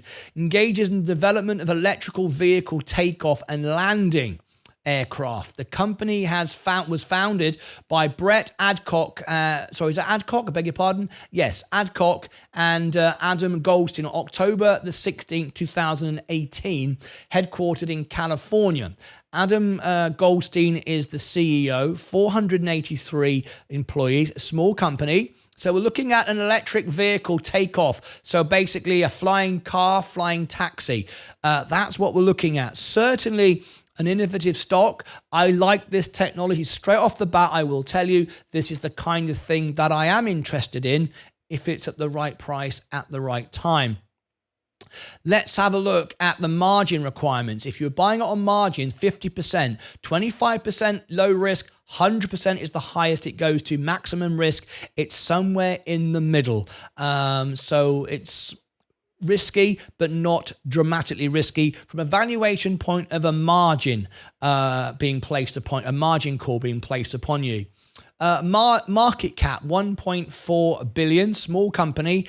It's losing money. $2.94 is the price earnings ratio, the price you're paying right now compared to what you're going to earn. So it's losing money. No dividend. This is a growth stock. Have we hit the S curve yet? We'll talk about that shortly. Average volume 4.82, today's volume 4.78. I'm making this at the announcement that we've just seen inflation dropping like a stone and we're going to get an interest rate cut in the spring or the summer. No earlier than that. It will stay high till then, but we are heading for a rate cut. So it is up today. We are getting volume today because of what's going on in the market. High today, 594. 52-week low for high, 749. Volatile stock. Okay. Analyst, this is the basic analyst review being done. We're going to go into it in much, much more detail in a few moments. This is just starting off light and we'll get deeper as we go into the video. Okay, this is Morningstar, okay, and this is out of date, remember, this is not updated daily, so don't go on this one too much. They are saying it's a strong buy, good. Let's look at the recent earnings. As you can see, expectations are always being missed. Remember, expectations are not set by the company; they're set by Wall Street. Wall Street are investors; they are traders. They don't look at the future of a stock. They're not kind of guessing to the future. They're not making predictions. They don't look at a stock like that. They look at it on the day-to-day trading of it. And that's why they can't value Tesla very well. They can't look at robotaxis. They can't look at Optimus. They can't look at Dojo because all these things don't make money yet. So they don't even count it in their valuation. So they're not very good at valuing companies that have future, really into the future potential. It's not for them to do that. So they've given these valuations and they've missed it, or at least the company have missed it. But I don't take valuations from Wall Street too seriously when it comes to a company like this. As you can see, they've missed on the expectations consistently until Q3 of 23, and they beat it. They were expecting to lose 30 cents a share. They actually lost 19 cents a share. Better, massive improvement, going in the right direction, however, still losing money. We don't like buying companies that lose money, but of course, an innovative company like this is always going to lose money at the beginning. It's spending a lot of money, innovating, building out the business. It's bound to lose money at the beginning. This next metric, again, still simple. We'll go in more detail in a moment. Joby Aviation is a company that other investors of of Archer are buying. That's important to see because we can see the type of people that trade the stock. That's important because you learn the sentiment of the stock if you look at that, all right? Joby Aviation, similar industry, of course.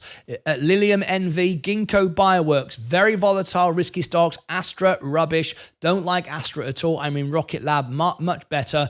And I'm also in Virgin Galactic, of course. So there's some very volatile stocks. A lot of gamblers here. Lucid, very aggressive gamblers. Loses the CEO, Peter Rawlinson, pays himself $500 million a year, driving the company to go private. That's a worry. That's the sort of people that buy this stock. Don't like it. That's bad. That's a negative on this stock so far.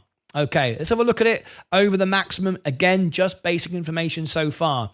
We IPO'd here, and back in 2020, COVID, everything was popping on IPOs. That doesn't happen so much anymore. We've moved away from that kind of particular climate. We're not in that climate anymore. It may come again next year, of course, as we head into a new bull market with interest rates coming down and free money starts to come with the printer being turned back on again. Anyway, so it popped, fell away, went sideways for a while, came back down, it's been going sideways, and now we're getting some growth as we're starting to beat on earnings. Okay, let's look over the last 3 months, the quarter. We're up 2% over the last quarter, and today we're up 13%. Anything today is up that has certain amount of debt where they think rates will come down, they are now getting a big boost. Undersold, shorted stocks, all this kind of stock can rally today. They're all going to be way ahead of the S&P. Of course, that's just the way it is. On a green day, stocks like this, high growth, that are oversold, that are down, are going to accelerate. But that doesn't mean to say we should buy it. I like buying stocks when they're going down, not when they're going up. It's not what I do. It's not how I invest at all. Never done that. All right, let's now go into some more detail with Arch Aviation.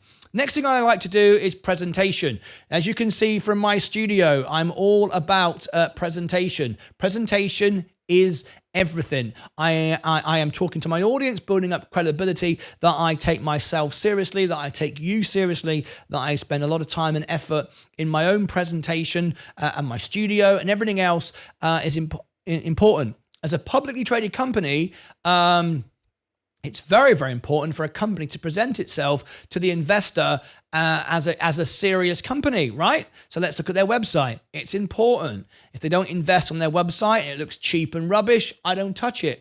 I set a high standard. I'm super critical. I'm not here to make friends at all. I'm here to be the most honest channel on YouTube TV. So if they don't like what I say, I don't care. I'm not here to do that. I'm here to make money, invest. Let's look at their website. This is what they're about. Purpose-built, proprietary. Proprietary is always a great word I'm looking for. Unique, something different. Apple is proprietary. Does something that no one else does. We like that. Newark Airport to New York City in 10 minutes. Okay, very good. Let's look at the aircraft. Midnight. Let's have a little look at the product. Okay, the website's okay. So far, I'm giving it 5 out of 10.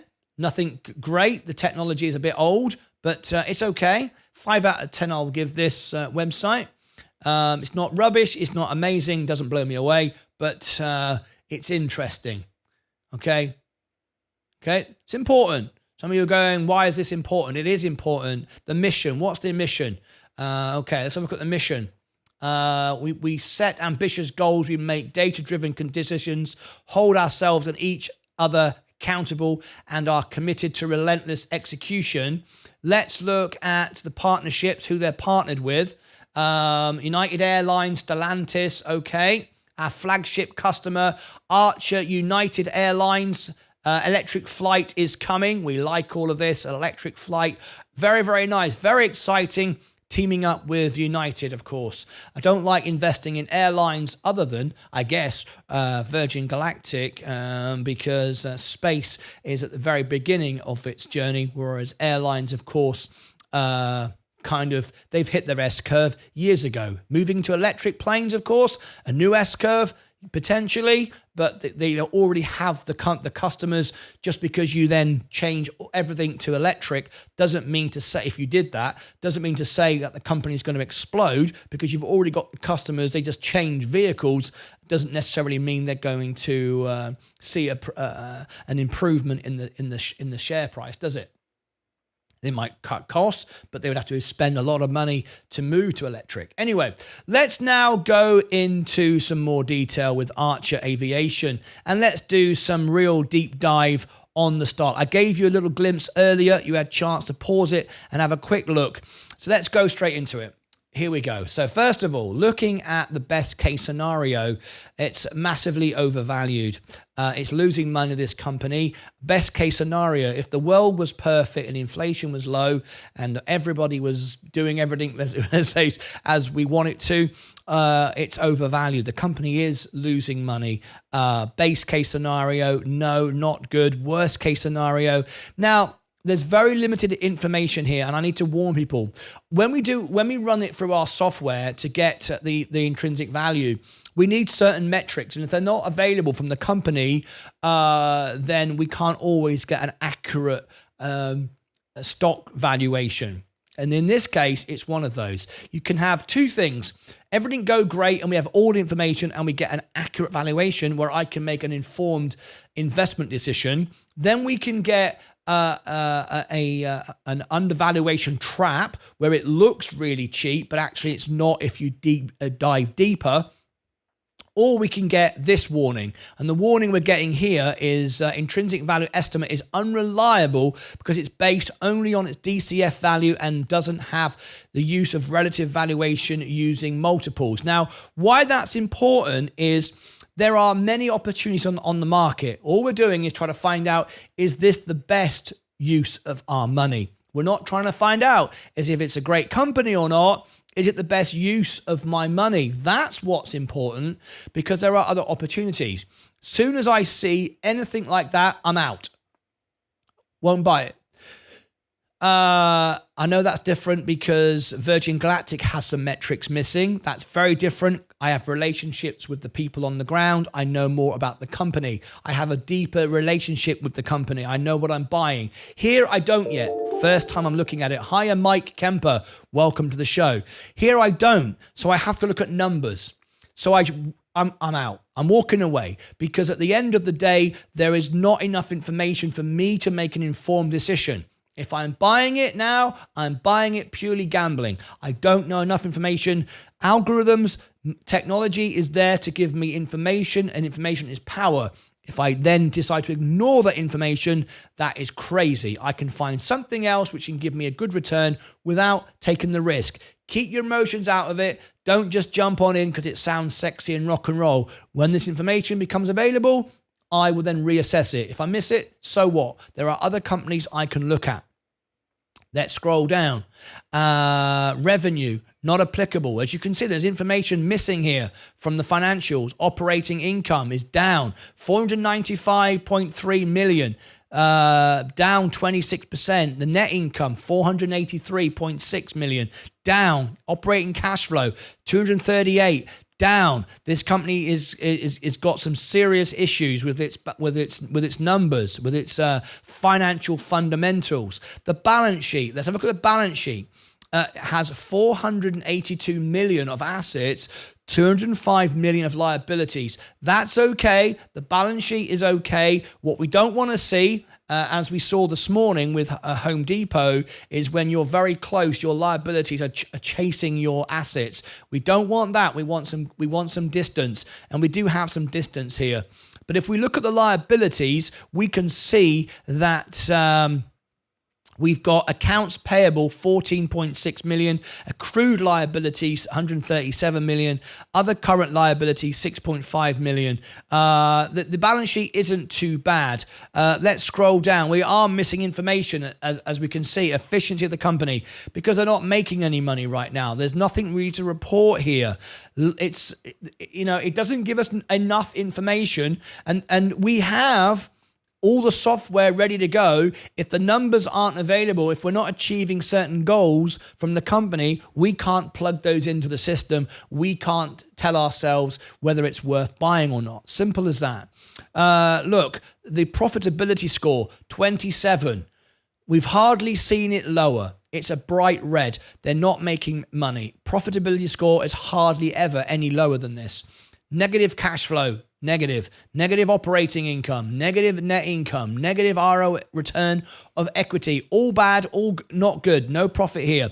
Do you want to chase a stock when it's like this? No. You want to wait.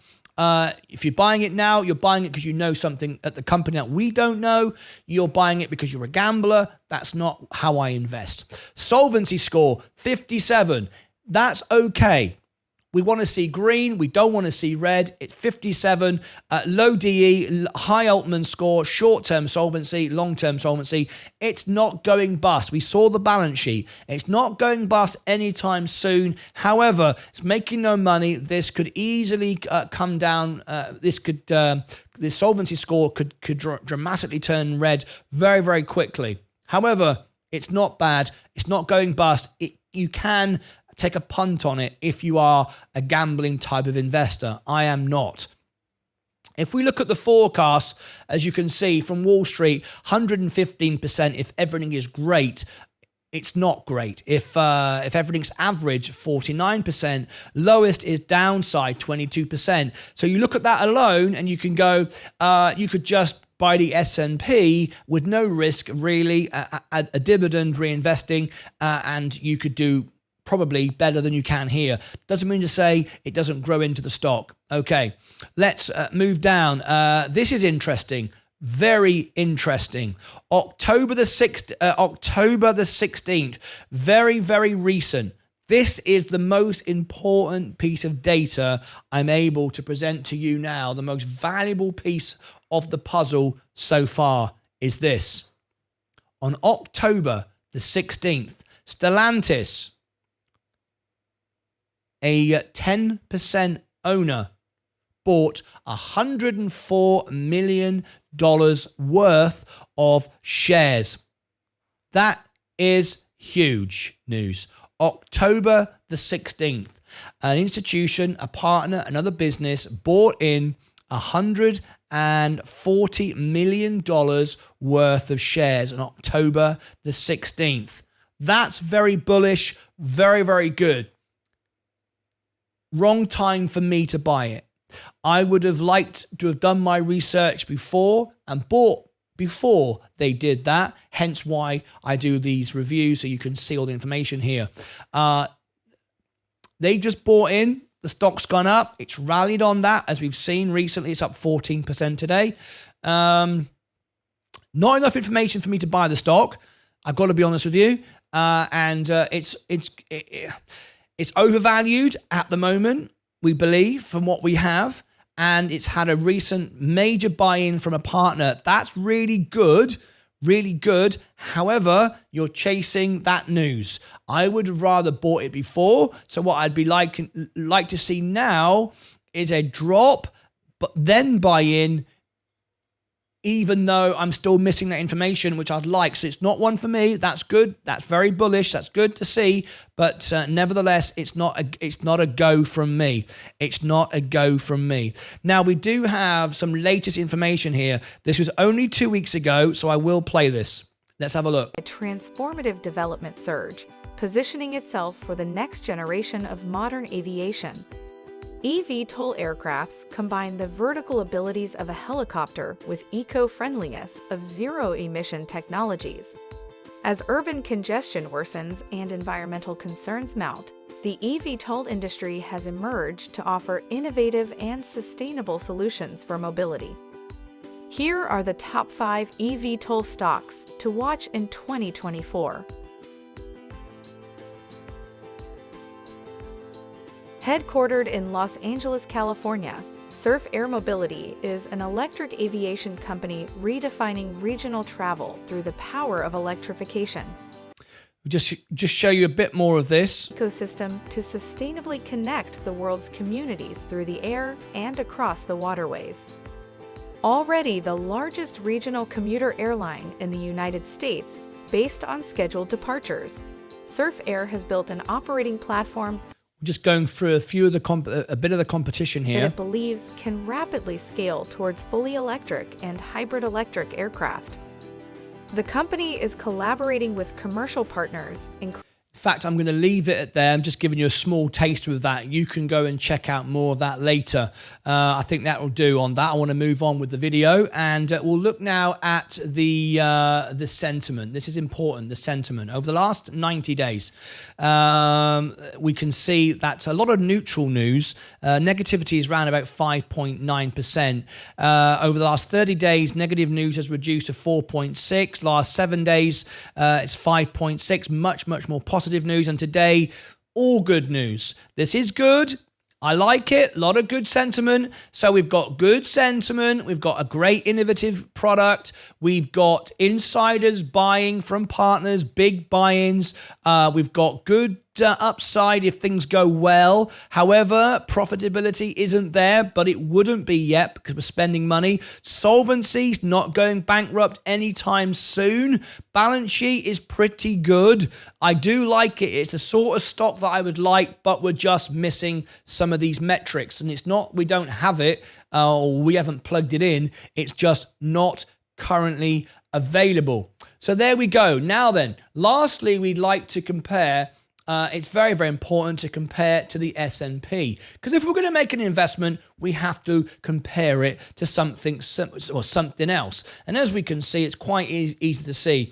If in 2021, and that's as far back as we can go, if we put 10 grand in the aviation, we'd be down to 4,722. We lost half our money. Would be up to $11,000 at a $10,000 investment on the S&P 500. You can see aviation is in blue, and Archer and Vanguard S&P is in red. We can see that. Okay, so there we go. There is my review this morning for Archer Aviation. So I will give my assessment of it.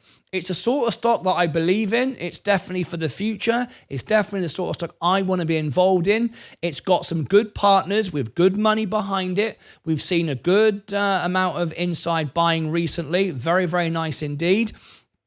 Its balance sheet is giving it a good run. It's not going to run out of money anytime soon. Its profit is as low. Well, that's bound to be. They're spending a lot of money.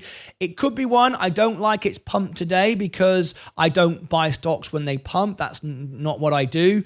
There is some information missing. I think there's potentially better opportunities on the market, but it's certainly one of interest.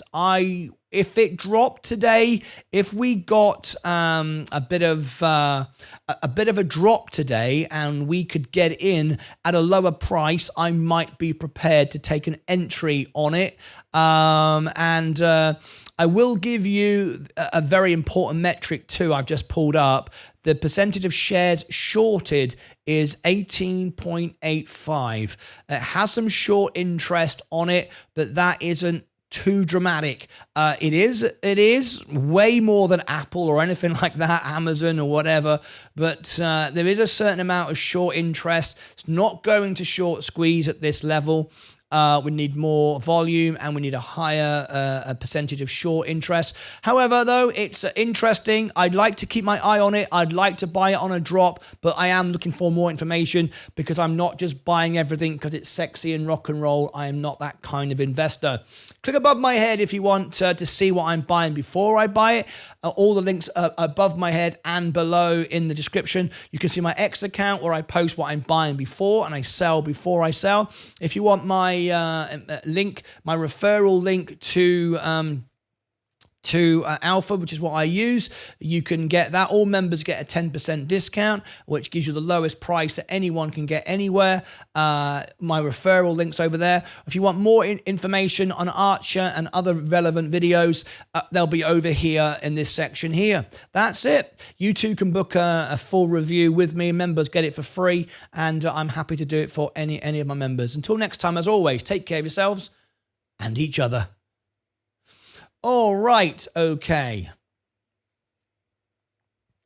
There we go, Archer Aviation. We have done that. Let me come back out of here.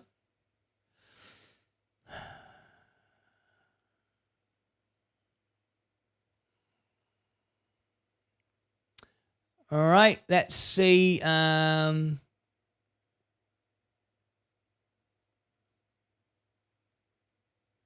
Let's have a look. Is Antonia in the chat? No, he's not. Okay, I'll let him know later on that I've done that for him then.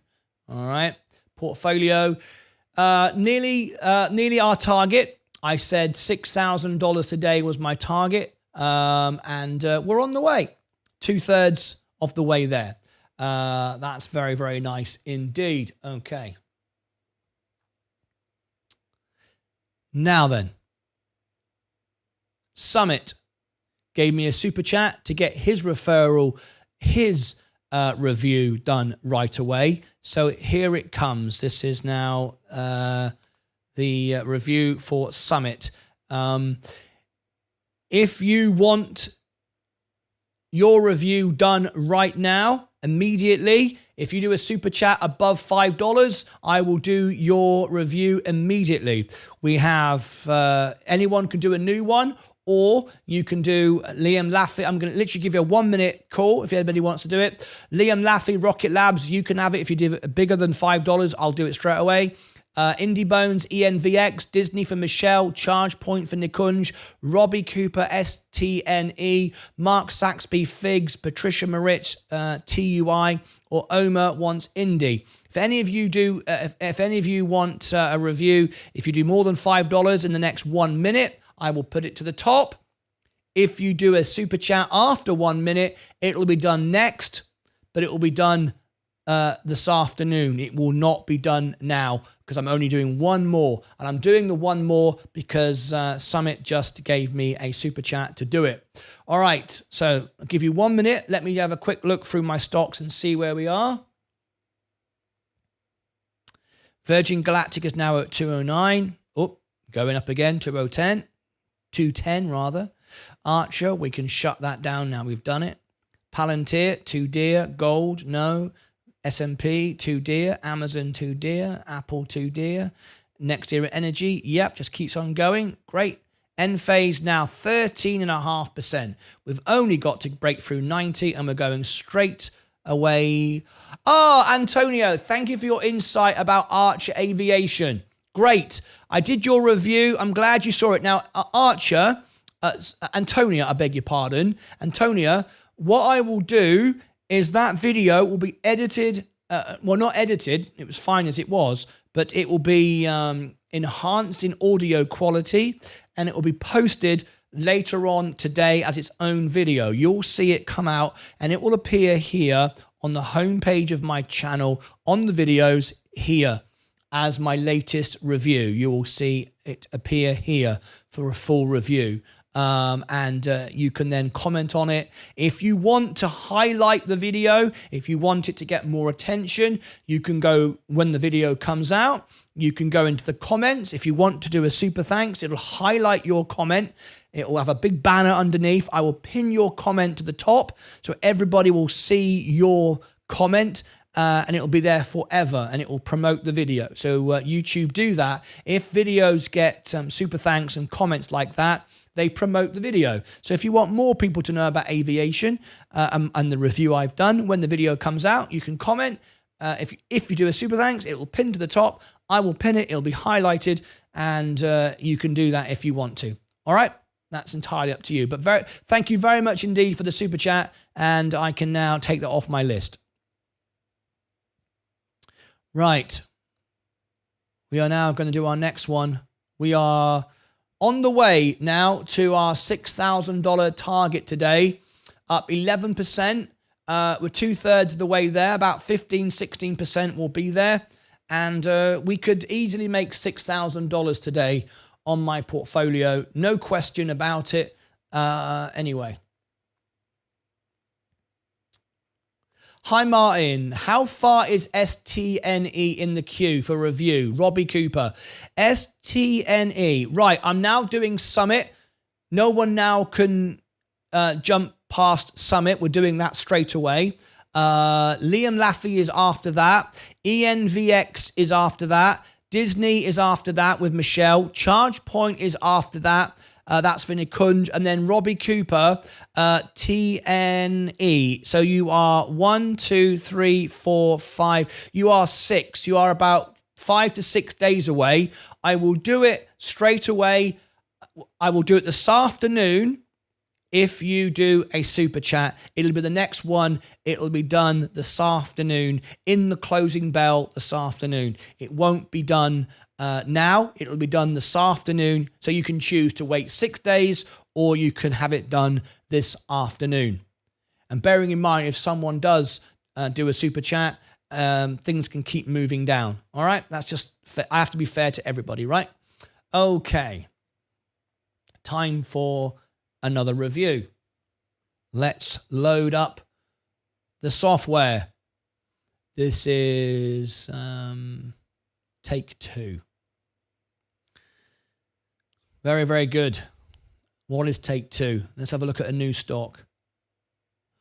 This will be our last one, and then we'll end the show. All right. After this, we'll do day trader of the day. And this will be the last one. TTWO.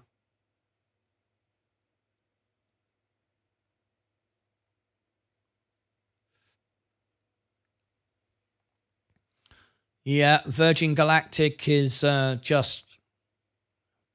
Well, it's I'm very pleased, but when you spend 2.5 years studying the stock and you've been using margin and you've gone down and you've lost money, I'm happy, but it's what we knew was going to happen. We did the research, so we're only kind of getting what we expected. When it starts going to $6 and $8, then I'll be very excited. Right now, this is just where we need to be. So it's good, but it's where we need to be. And Plug Power, the same again, same thing. Oversold, we knew exactly where it was. We know exactly where it was going. This is of no surprise at all, but it's just good to see it, right? It's good to see it.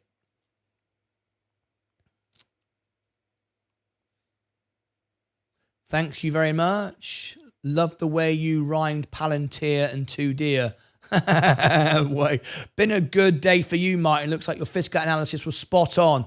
Thank you very much indeed. The analysis, it's based upon the numbers, no emotion. And that's why our software is so advanced, but it's also based upon other fundamentals and so on. But thank you. I'm glad it was of use to you, Jordan Allen. Rockstar, Stormin Norman. Fantastic. Right, let's get to work. Okay, here we go. We're looking at this now. If you've just tuned in and you want our alpha spread, we've got a brand new link.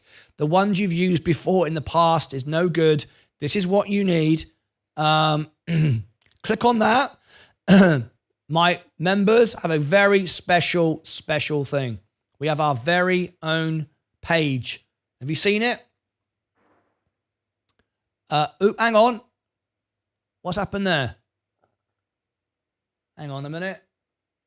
What's happened there? Oh, sorry. Don't use that. Don't use that. Let me delete that. That's the wrong one. That's not good. That's no good. How do I get rid of that? Don't click on that. That's the wrong one. Flipping thing. I've got to get that. Right. Let's try again. Get out of the way.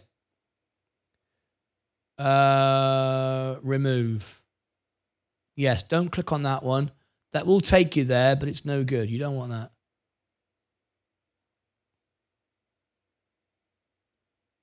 This is the one you need. This is the one you need. Okay. Right. Okay. Now then, try that again. There we go. Welcome to the Lucas Aids. This page is actually being updated as we speak. I can see that. And hopefully your pictures are going to be below here. Unlimited plan, 10% off for the members. Very, very nice. Okay, that's what you need, right? That's how I'm doing these reviews, plus other information. It's not just that. Okay. TTWO. Let me run it through. Let the calculations begin. Right. Okay.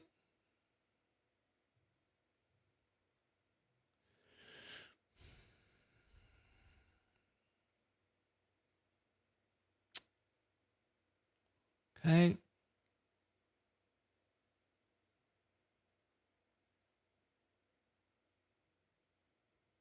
Here we go. Now then, take.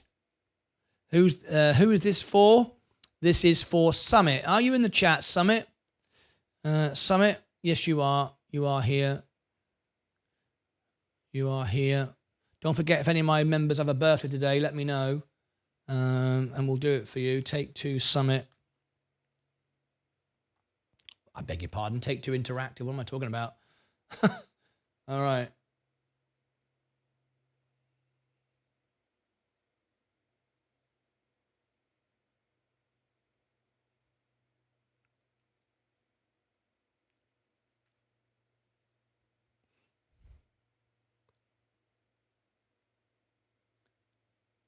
Okay. Here we go.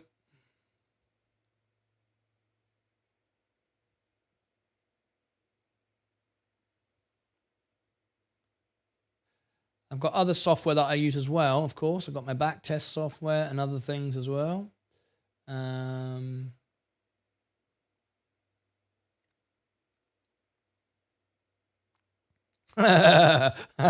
Okay. This is going to get everyone excited, I think. All right. No question about that. All right. Okay. Right. Okay. Let's do it. This is for Summit. Let's get straight into it. This will be my last one before we do the day trader of the day.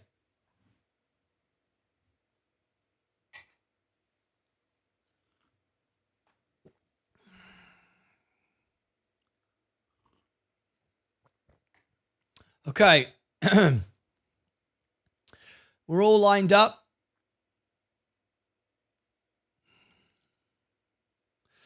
Can all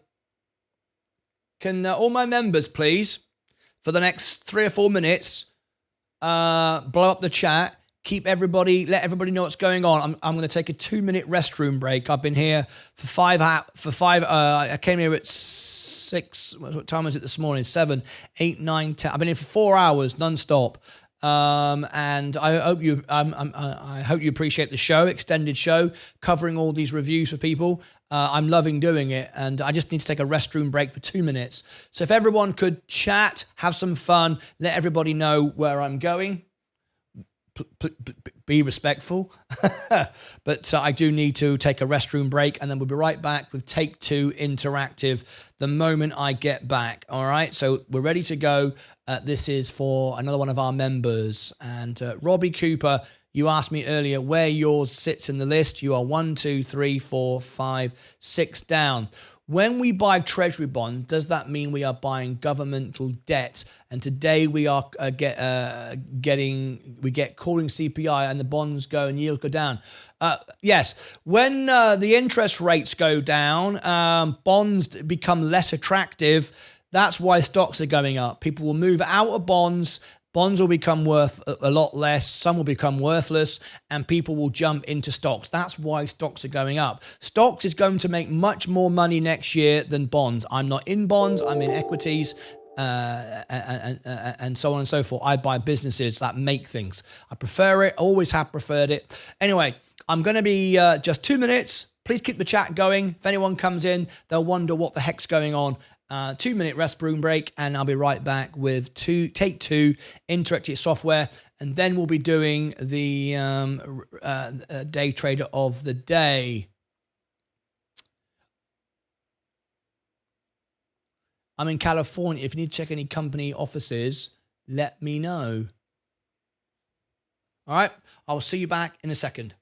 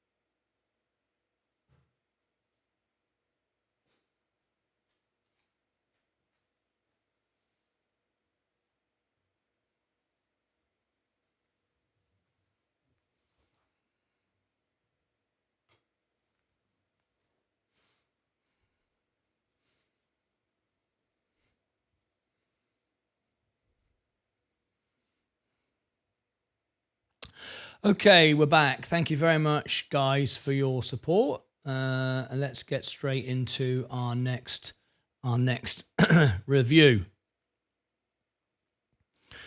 So we're now up 3,000. We've just dropped a little bit, $3,700 up today. This is perfectly healthy. We don't mind things like this because we don't want to see, as much as everybody wants to see a straight line parabolic straight up, we don't want that. We want some healthy trading because what we want is people to take profit and then feel comfortable buying here again. And that's what we want. We want people buying all the way up 10, 20, 30, 40% higher than we have got it. And then it's your purchase price becomes more and more secure. That's what you want. You don't want just a straight line, everyone just dumps and it flies up like a rocket. You want healthy trading on the way up. So I am very happy with that. Right, let's get straight into our next review for Summit. Is Summit still here? Martin, what's your biggest earner for today? Probably Plug, I would imagine. Plug is up 18.6%. Been live for 4 hours, actually. I've been sitting here for 4 hours. Yeah. Anyway, I started researching an hour before that, so it's been like 5 hours I've actually been in this chair researching. Anyway, let's go.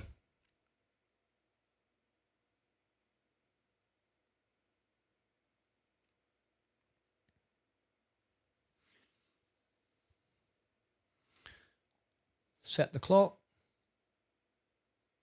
3:31.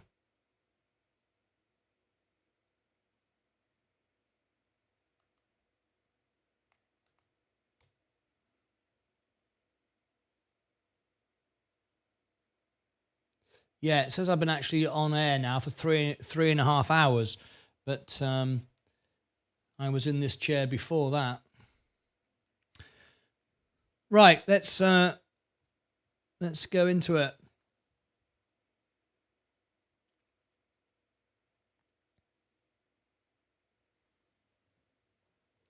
Time for another review. This time we are talking at Take-Two Interactive Software, TTWO. I'm going to, over the next 10-15 minutes, present you with all the information that you need to be able to invest or make an informed decision on this stock. I'm going to show you the balance sheet, the inside trading, who's buying, who's selling, the margins, the profit, the loss, the balance sheet. Did I mention that twice? Probably. I'm going to show you a back test comparing to the S&P. We're going to look at the news, why it's up, who's buying, who's selling, the margins of the company, all of that stuff. We're going to start off very, very basic, and then we're going to get more and more detailed as we go throughout the video. I can review a stock for you. I do it for free. It's part of my membership service to my members. You can be a member from a couple of bucks a month, and there are many, many perks and benefits. This is just one of many. If you want it done straight away, give me a super chat, and I'll do it instantly for you. So let's get straight into it. We use the most advanced technological and analytic software available today. And we use that information as well as fundamental. And I build relationships with the CEOs and the companies themselves to get a full-rounded perspective of the stock. I have to say, I'm not a gambler. I'm an investor. This is not financial advice, but this is what I do with my money. And I'm up from $5,000, and today I think we're nearly $55,000. So I've done pretty well with this strategy, and I consistently beat the market, consistently beat Warren Buffett, above average.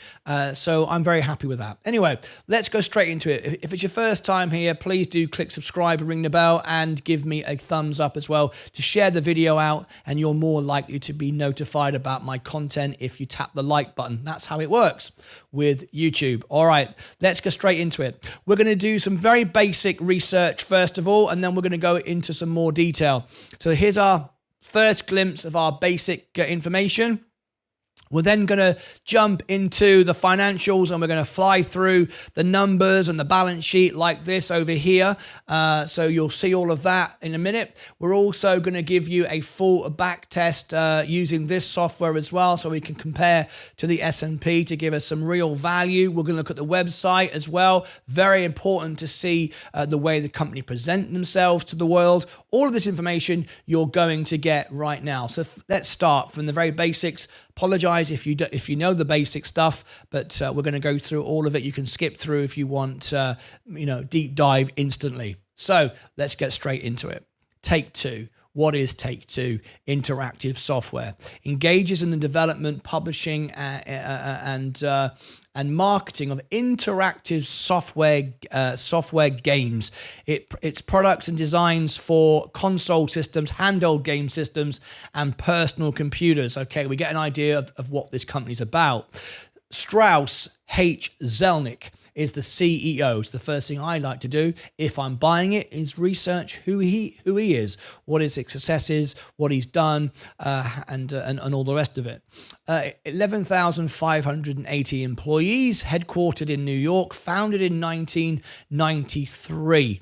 Okay, straight off the bat, I will tell you this is not my kind of stock already. I'm not into buying this kind of thing, and I'll explain why later on in the video. But let's carry on. If we were buying it right now using margin, it's 25% maintenance requirement, which means it's regarded by the brokerage as quite low risk. volatility should be pretty sound on this. Highest is 100, lowest is 25. It's at the lowest level on margin, so that's okay. 26.49 billion. It's a big cap. It's a decent sized company, and its high today is 156. It's 52-week high 156. So we're at an all-time high right now. Never a good time to buy any stock. In my opinion, I don't FOMO, I don't chase stocks, I buy when they're down and they're undervalued. Remember, I don't buy stocks, I buy companies. Price earnings ratio, 16.78. Okay, that's not good. That doesn't mean to say it's bad, but that's not a good sign when we first look at a stock. 52-week low, 96, 52, the low today is 152.30. It's not a dividend stock. It doesn't pay you any dividends. It's all about the growth. Of course, a stock like this more than likely is going to be. What we're looking for is the S-curve. As it had its S-curve, is it likely to get another S-curve? Another benefit? We don't know. We'll look at that in a minute. Average volume, 2.79. Today's volume is just under 1 million. So the volume is low today, despite the market up so much. That's interesting. Let's move on down. Some latest news just very quickly. Take-Two Interactive Software second quarter earnings revenue beat expectations. We're not going to cover that news yet. We're going to go into some more in-depth information in a minute. I like to look at this. Again, I've got some much deeper information. This is quite up to date this time though with Morningstar. I use much better analyst software, which we'll come to in a minute. This is just the basic stuff right now. Buy 80%, hold 15%, 3% sell. The bulls say the introduction of GTA Online, Grand Theft Auto, enabled the firm to monetize the game beyond the initial sale. The bears say Take-Two competes with firms with larger balance sheets and a higher capacity to absorb failures. That's the margin, that's the moat. That's why I straight off the bat said this is not my type of company. I go for the bigger companies because they can crush companies like this in a blink of an eye. So for me, this is not the type of company that I would invest in. I like proprietary companies that are unique, that do things that nobody else does better than everybody else and can crush the competition. So anyway, let's move on down. If we look at the fair value, again, this is not accurate. I'll give you much more in-depth information in a minute. They're saying at 165. So they're suggesting it's undervalued, but we'll go into much deeper numbers in a minute. As you can see, the company does make money, but the earnings share for what the amount it is too expensive right now. But again, we'll cover that in more detail in a moment. Analysts review this stock and they're pretty spot on with it. Pretty much, we missed here, we matched it here, we missed and missed. We've only started beating it recently in its last Q2 of 24, most recent earnings, which was estimated 104. It made 122, so it started to make money now. That's interesting because we've been missing on earnings for quite a while, and now we've beaten. I think that the last time we beat earnings looks like back here in 22. So that's encouraging. And of course, inflation coming down now, interest rates are bound to come down in the spring, the summer. People could be spending more on games. This could be a good thing. Anyway, let's see who buys the stock. Who buys the stock? Important because it tells you the sentiment of the stock, who's buying it, how it will trade. It gives you an idea, is it full of gamblers, FOMOers, pump and dumpers, whatever. Pinterest, rubbish. Don't like Pinterest. Wouldn't touch Pinterest with a barge pole. Don't like that. Fiverr, don't know much about it. Don't know much about Appian. CrowdStrike, know a bit about it, not enough. Trade Desk, okay, not too much. Disney, I'm interested in. It did improve when the CEO changed, but I'm still not an investor in Disney. What there isn't any real solid, in my opinion, any solid companies that show me discipline of investing. It looks a little bit like, not terrible. There's not a Mullen in there. There's not a real rubbish stock in there which says, okay, it's a pump and dump. But there's nothing which gives me any belief that the right kind of people are buying it. on a basic level, right? Okay, let's move along and let's go and have a little look at the presentation of the company. It's important. The company website isn't just for the customer, it's for the investor. What sort of website is this? We can see who it aims at. It aims at gamers, obviously. So the website needs to be young and fresh and cool and all the rest of it. So is it young and fresh and cool? And well, you can decide. I think it's quite a basic website so far on initial look. Investors, let's have a look at the investors. It's okay. I would give this perhaps a 5 out of 10 so far. Not a great website, not a rubbish website, whatever. Let's see how it addresses the investor. Okay. Just having a basic look. You can go into more detail of this. I'm just giving you a basic look. Let's now start going into some more detail with the important stuff, the numbers, how we actually decide whether we're buying a company or not. All right, this is important. Let's go straight into it. And I'll give you the links in a minute, how you can get access to some of the software that I use, not all of it, but some of the software that I use, and you can get a discount, which will get the cheapest price anywhere. No one else, CNBC, Bloomberg, Mad Money, Jim Cramer, none of them have the discount that I have, all right? And I even have my reviews posted on this platform. That's how much they like my reviews. Okay, let's have a look and let's go deeper in. Intrinsic value. And we've got all the metrics we need here. Sometimes companies don't give us what we need, and so we can't get an accurate valuation. Here we can. Best case scenario, at a price of, if we value the company 167. Now, best case scenario, we could be moving there next year with interest rates coming down, more people buying gaming, Christmas coming up. Potentially, but that's only a 7%. Base case, 26% overvaluation. And I will tell you off the bat, for anything with great innovation, proprietary, unique, Virgin Galactic, Tesla, Apple, unique companies that only do what they do, you can buy an overvaluation of 25%. That's it, not 26, 25. 25% because a stock can grow into its valuation.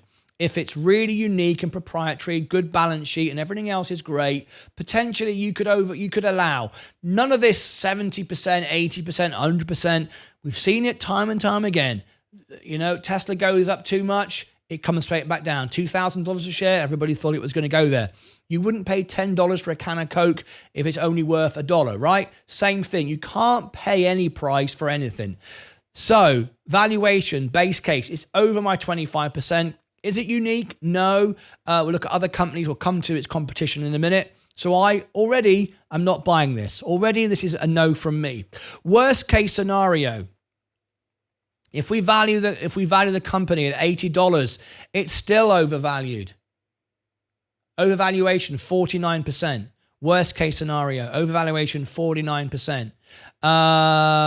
This is the right time. This was $155. This is today's price as well. I just want to make sure that we are today's price. Okay. If we look at historical profit, 96% historical profit, current valuation down 26%, price valuation correlation 36%, and the value CAGR 1%. We've seen the best times to buy the stock around about here. As we can see, June in 2020. We can see another good time to buy the stock in 22. Not now. Overpriced again. Another no, not buying it. Let's look at the fundamental analysis of the stock. Let's look at that. We're down 2% over the latest range. 5.4 billion revenue. Okay, we've been calling off, and analysts predict that we're going to go sideways for a while. They don't like the growth for a while. March 24, we're going down perhaps. September 29, December 29, expecting it to go down, maybe some growth next year. Exactly like I predicted, even before I looked at that, I said when inflation goes down and interest rates go down, people will buy more. next year. We could have a little run at Christmas, but then we'll see those figures in January, February next year, which is when I said the rates will come down at the spring and the summer. That's when the analysts agree with me. Before I looked at it, that's what I told you, right? So potential growth in the future. Right now, it's the wrong time to buy it, in my opinion. Operating income is negative 1.1 billion. That's up 6%, as we can see. Net income is 1.5 billion negative, and that's up. That's down 23%. Okay, let's look at the balance sheet. What's the balance sheet looking like? This is where it gives us our moat, and we talk about moat and margins because a bigger company could have greater margins. They could crush the competition. Let's look at margins. So first of all, the balance sheet. 15.2 of assets, 6.8 billion of liabilities. That's good. Very, very happy with the amount of the amount of liabilities as opposed to the assets. Okay, let's look at the debt. Long-term debt, 2.7 billion. And accounts payable 132 million. So as we can see that the balance sheet is okay. We haven't got liabilities approaching 95% or even more. We're okay. We're on the right side of the balance sheet. Now then, margins. I have to say I am new to this industry. This is the first time I've looked at this company today. I would assume, I might be wrong, so take this with a pinch of salt, I would assume the margins are low, 43%. I might be wrong with that because I would expect a software company to have greater margins than that. And you can now use this software, if you've got it, and you can get it for free using my link. You can have a couple of stocks to review. Go and check out, I don't know, the competition. We'll come on the competition in a minute and see if you're finding 50, 60 or 80% margins, which I think you might find in this industry. I might be wrong, but my experience tells me that's potential. It does appear I was right because back in 2022, we had 60% margins. So I do think I'm right on that. I haven't looked, but just my experience of investing. 60%. So margins are getting squeezed. Competition can crush you. There are better opportunities. So that's what I'm thinking. And now we're down to 43%. All right. Operating margin down 21%. As you can see, net margin down 28%. So the efficiency of the company, the moat around the company, perhaps isn't as good as we'd like it to be. Profitability, because it does have a decent margin, not the greatest margin perhaps for the industry, but nevertheless, a margin nevertheless. Profitability score, 46% we're going to give it. So it's got some decent profit there. Negative free cash flow though. Negative free cash flow. We're not giving that we're giving that a cross. We're not giving that a green tick, I'm afraid. So profitability score would be a lot higher if it wasn't for the negative cash flow. And if we go back up to that, we can see the cash flow, operating cash flow. We can see there turning red down here. In June 29th, we can see that operating cash flow is 84.5 million down. So we don't like that. It has increased from September, but back in June it was down. So anyway, cash flow isn't giving us a good score. We don't like that. Solvency. It's not going bust, like I said from the balance sheet. The balance sheet's okay. Its debts aren't out of control. It's not going bust anytime soon. However, I would like to have seen the margins increase, be better than they are. We're not red, we're not green, we're in the middle, we're okay. Solvency's okay. If you believe in it, it's got a long run. It's not going to go bankrupt in the next 12 months, 2 years, and probably way beyond that as well. Wall Street give this a rating here of 15% upside.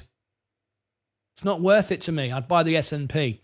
At best, at worst, 3%. An average 3%. At worst, 3% down. At today's price, today's valuation, Wall Street aren't giving this a very good forecast. Again, I'd rather buy the S&P or look at the competition if I particularly like this kind of industry. If we now look at the competitive landscape, Electronic Arts, there you go. I bet if we look at Electronic Arts, I wonder what their margin is. I don't normally go into another company during a review, but I will. Let's look at their margin. And there you go. I tell you what, it makes me feel really good when I'm right before I see the information. From my experience, it just means I'm getting it right more often. It means I'm learning more and more all the time. And you learn from mistakes, not from the successes. And I'm really, really pleased that I was right. I said the competition would have a greater margin, and they do. So Electronic Arts is 76%. So you can see there that you'd be far better initially looking at that. In fact, if you look at the balance sheet of Electronic Arts, it leaves it miles behind. So there is that. So it's great that I was right before I looked, right? It's good. And you need to get like that. You need to be able to review a stock at a glance of an eye, get a feel, a flavor, understand where the stock's going. So we can clearly see that this is got a threat from its competition, right? The ownership, who's buying on the inside, who's selling it. Now, looking at the ownership, we did see some selling over the last few months. Not great to see. However, we need to find out how many shares this is to their allocation. If it's 1%, it's just tax move. If it's 90%, the company are getting rid of their stocks. So we can see some. You can go into further detail if you use the software. We can see the latest transaction was made on June the 5th, a couple of months ago, by the chief legal officer, who sold $862,000 worth of the shares. However, we need to know what the percentage of that is. And I'm working to find that. I'm working to add that metric into our software. I'm speaking to the CEO of Alpha to build that in. Anyway, finally going down, we look at some latest information, if it's up to date, and it is. So what does Jim Cramer have to say about this stock? As some of my friends at NVIDIA tell me, that there could be some things lurking inside that we never thought, kind of like... And remember, Jim Cramer, very clever guy, knows all about stocks, but he's there for entertainment purposes, as am I, but he is selling TV. I am not selling videos, even though that's what I looks like I do. It's not. I'm live all day, building a family, an audience. I'm trying to be known as the most honest person on YouTube TV, not dramatic headlines, not the way Jim Cramer does things. Jim Cramer is selling sensationalistic stories to get headlines and drama to sell a TV show. 9 times out of 10, Jim Cramer is wrong. He's wrong on J&J. He's wrong on many other stocks. So take this with a pinch of salt. Free guy, where people who are non-players may turn out to be not as much non-players as you think. Well, again, I wouldn't talk about any particular title. I do think that generative AI is going to change the nature of what we do. And he was just slammed down there straight away from this guest. So you have to realize Jim Cramer does try to poke try to get the drama out of anything, and it's slapped straight down. I think it'll change the nature of many of our games in the future, all to the good for players and consumers. I think your point, Jim, is that could indeed broaden the market, because to the extent that the experience is more compelling and more welcoming. We already have 2.5 billion people on the face of the earth who play video games. Right. Maybe that number goes up. Okay, that's what I'm thinking, is that what will happen is that my nephew will say, Uncle Jumbo, have you seen this game? I'll say, no, of course I've seen the game. He says, no, you haven't seen. I want you this character, that. I think it's a word of mouth for the next iteration that can make it so big. I think there's enormous opportunity ahead, and we are already the fastest growing industry in the entertainment business, and I think the business is likely. No question about it. The business itself generally, not necessarily for this company, but generally is expanding. More people play games than watch the NBA, the NFL, the Super Bowl combined. No question about it. It is the future. Online gaming, without a doubt, is the future. Whether it's right to buy this company or not is a completely different thing. To accelerate, and technology is part of that. Not all of it, but part of it. Don't miss. There we go. There's that information there from Jim. It now goes on to other things which I don't want to bother with. All right, now we move down to the sentiment. Now the sentiment is important. It tells you what the shareholder thinks of the stock around the news. So if we get back over the last 90 days, positive was 70, negative was 6. Okay, pretty much the same, hasn't really changed.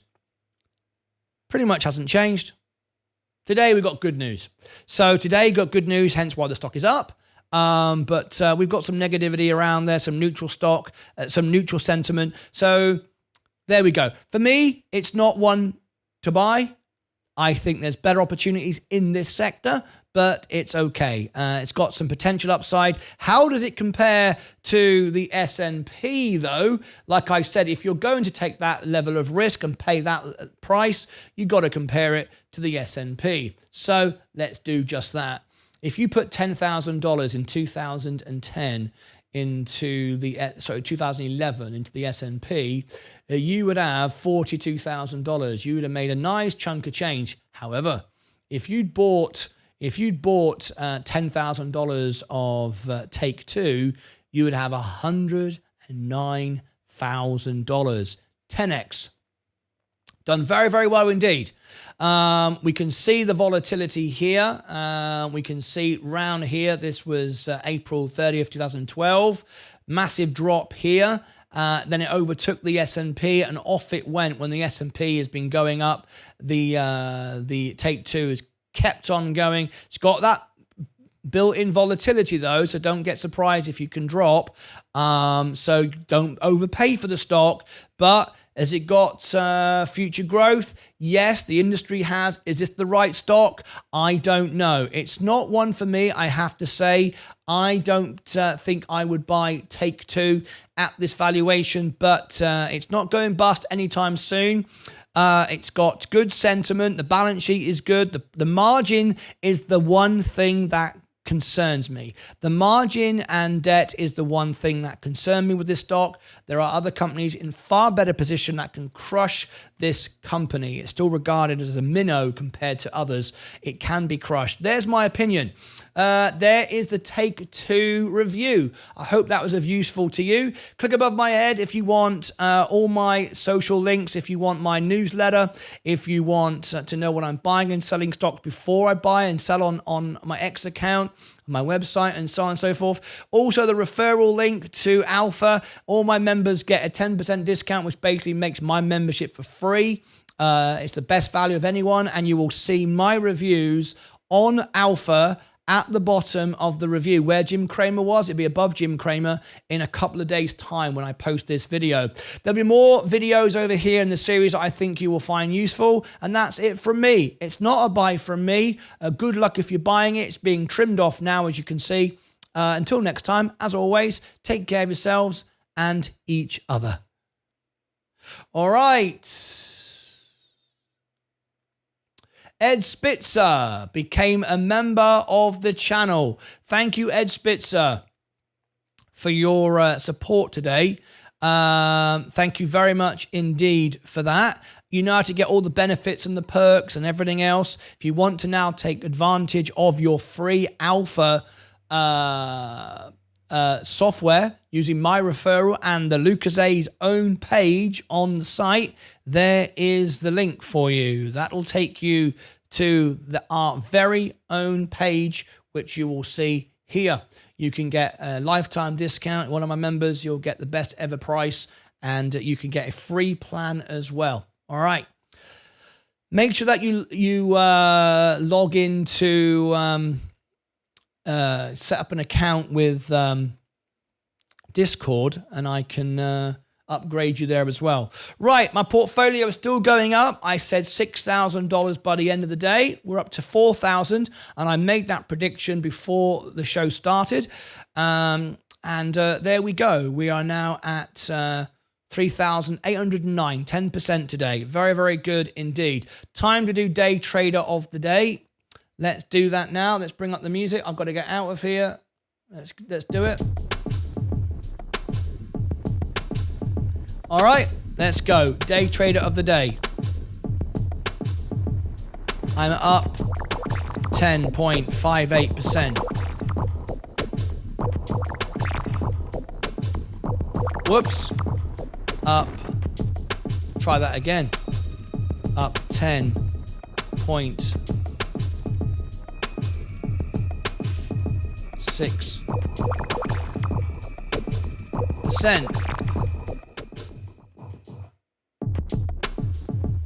All right.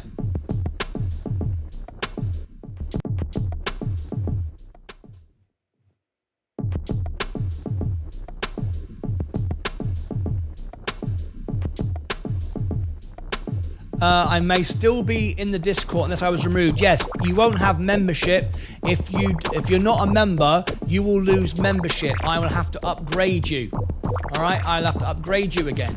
It removes it.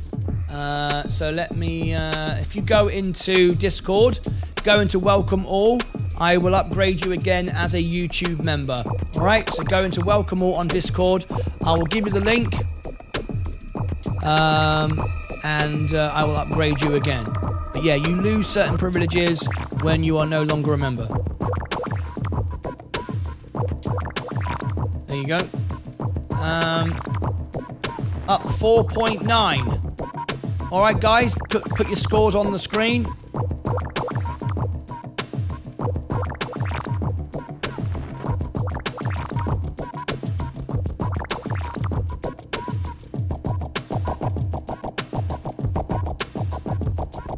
Give you just a few moments. Day trader of the day. Summit 4.9. So Summit, I hope you liked your review. That's now done for you now. And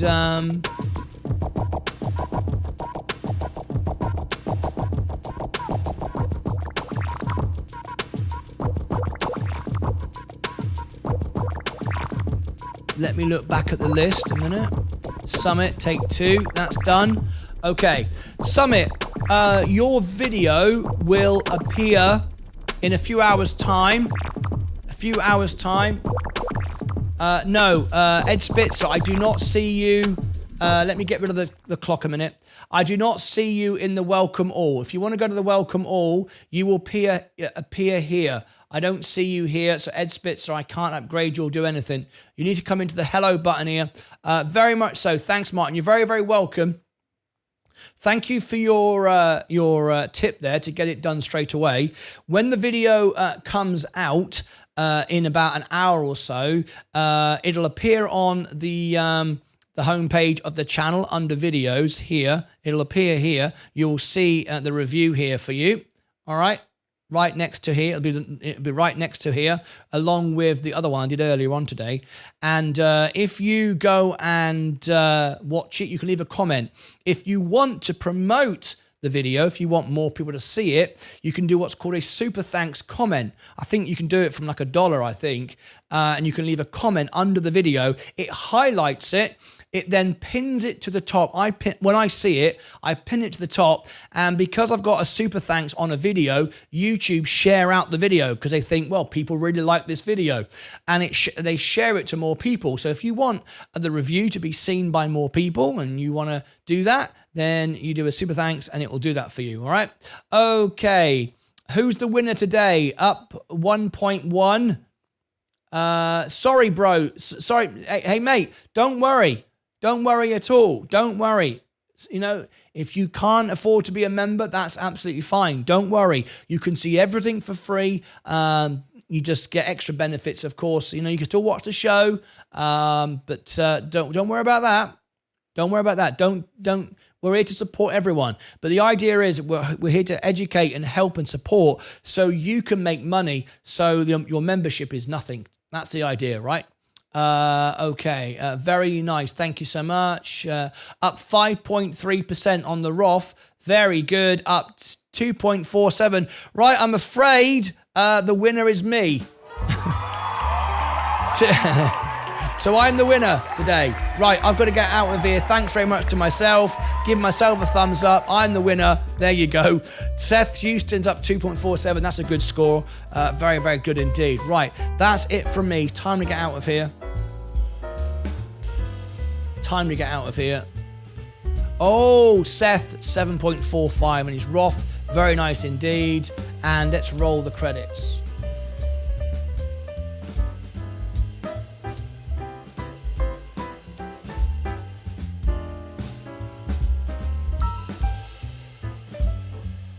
Okay, here we go.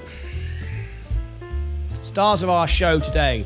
subscribers: Patrick Jr., Charles, Patrick Kemper, RG, Gregory, Lutzheimer. That's just the public ones. There are more subscribers. That's the ones that are public. Should we have a quick look at the subscribers that came in today? Let's have a little look.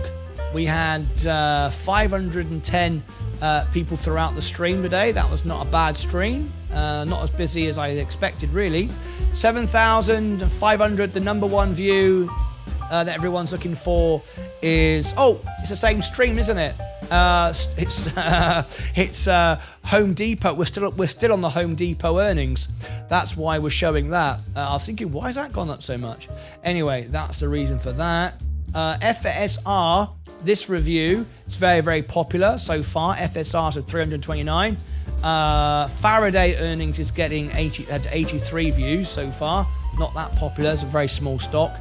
And let's look at the subscribers. 11,614, 11,625. Thank you ever so much, everyone who liked the stream.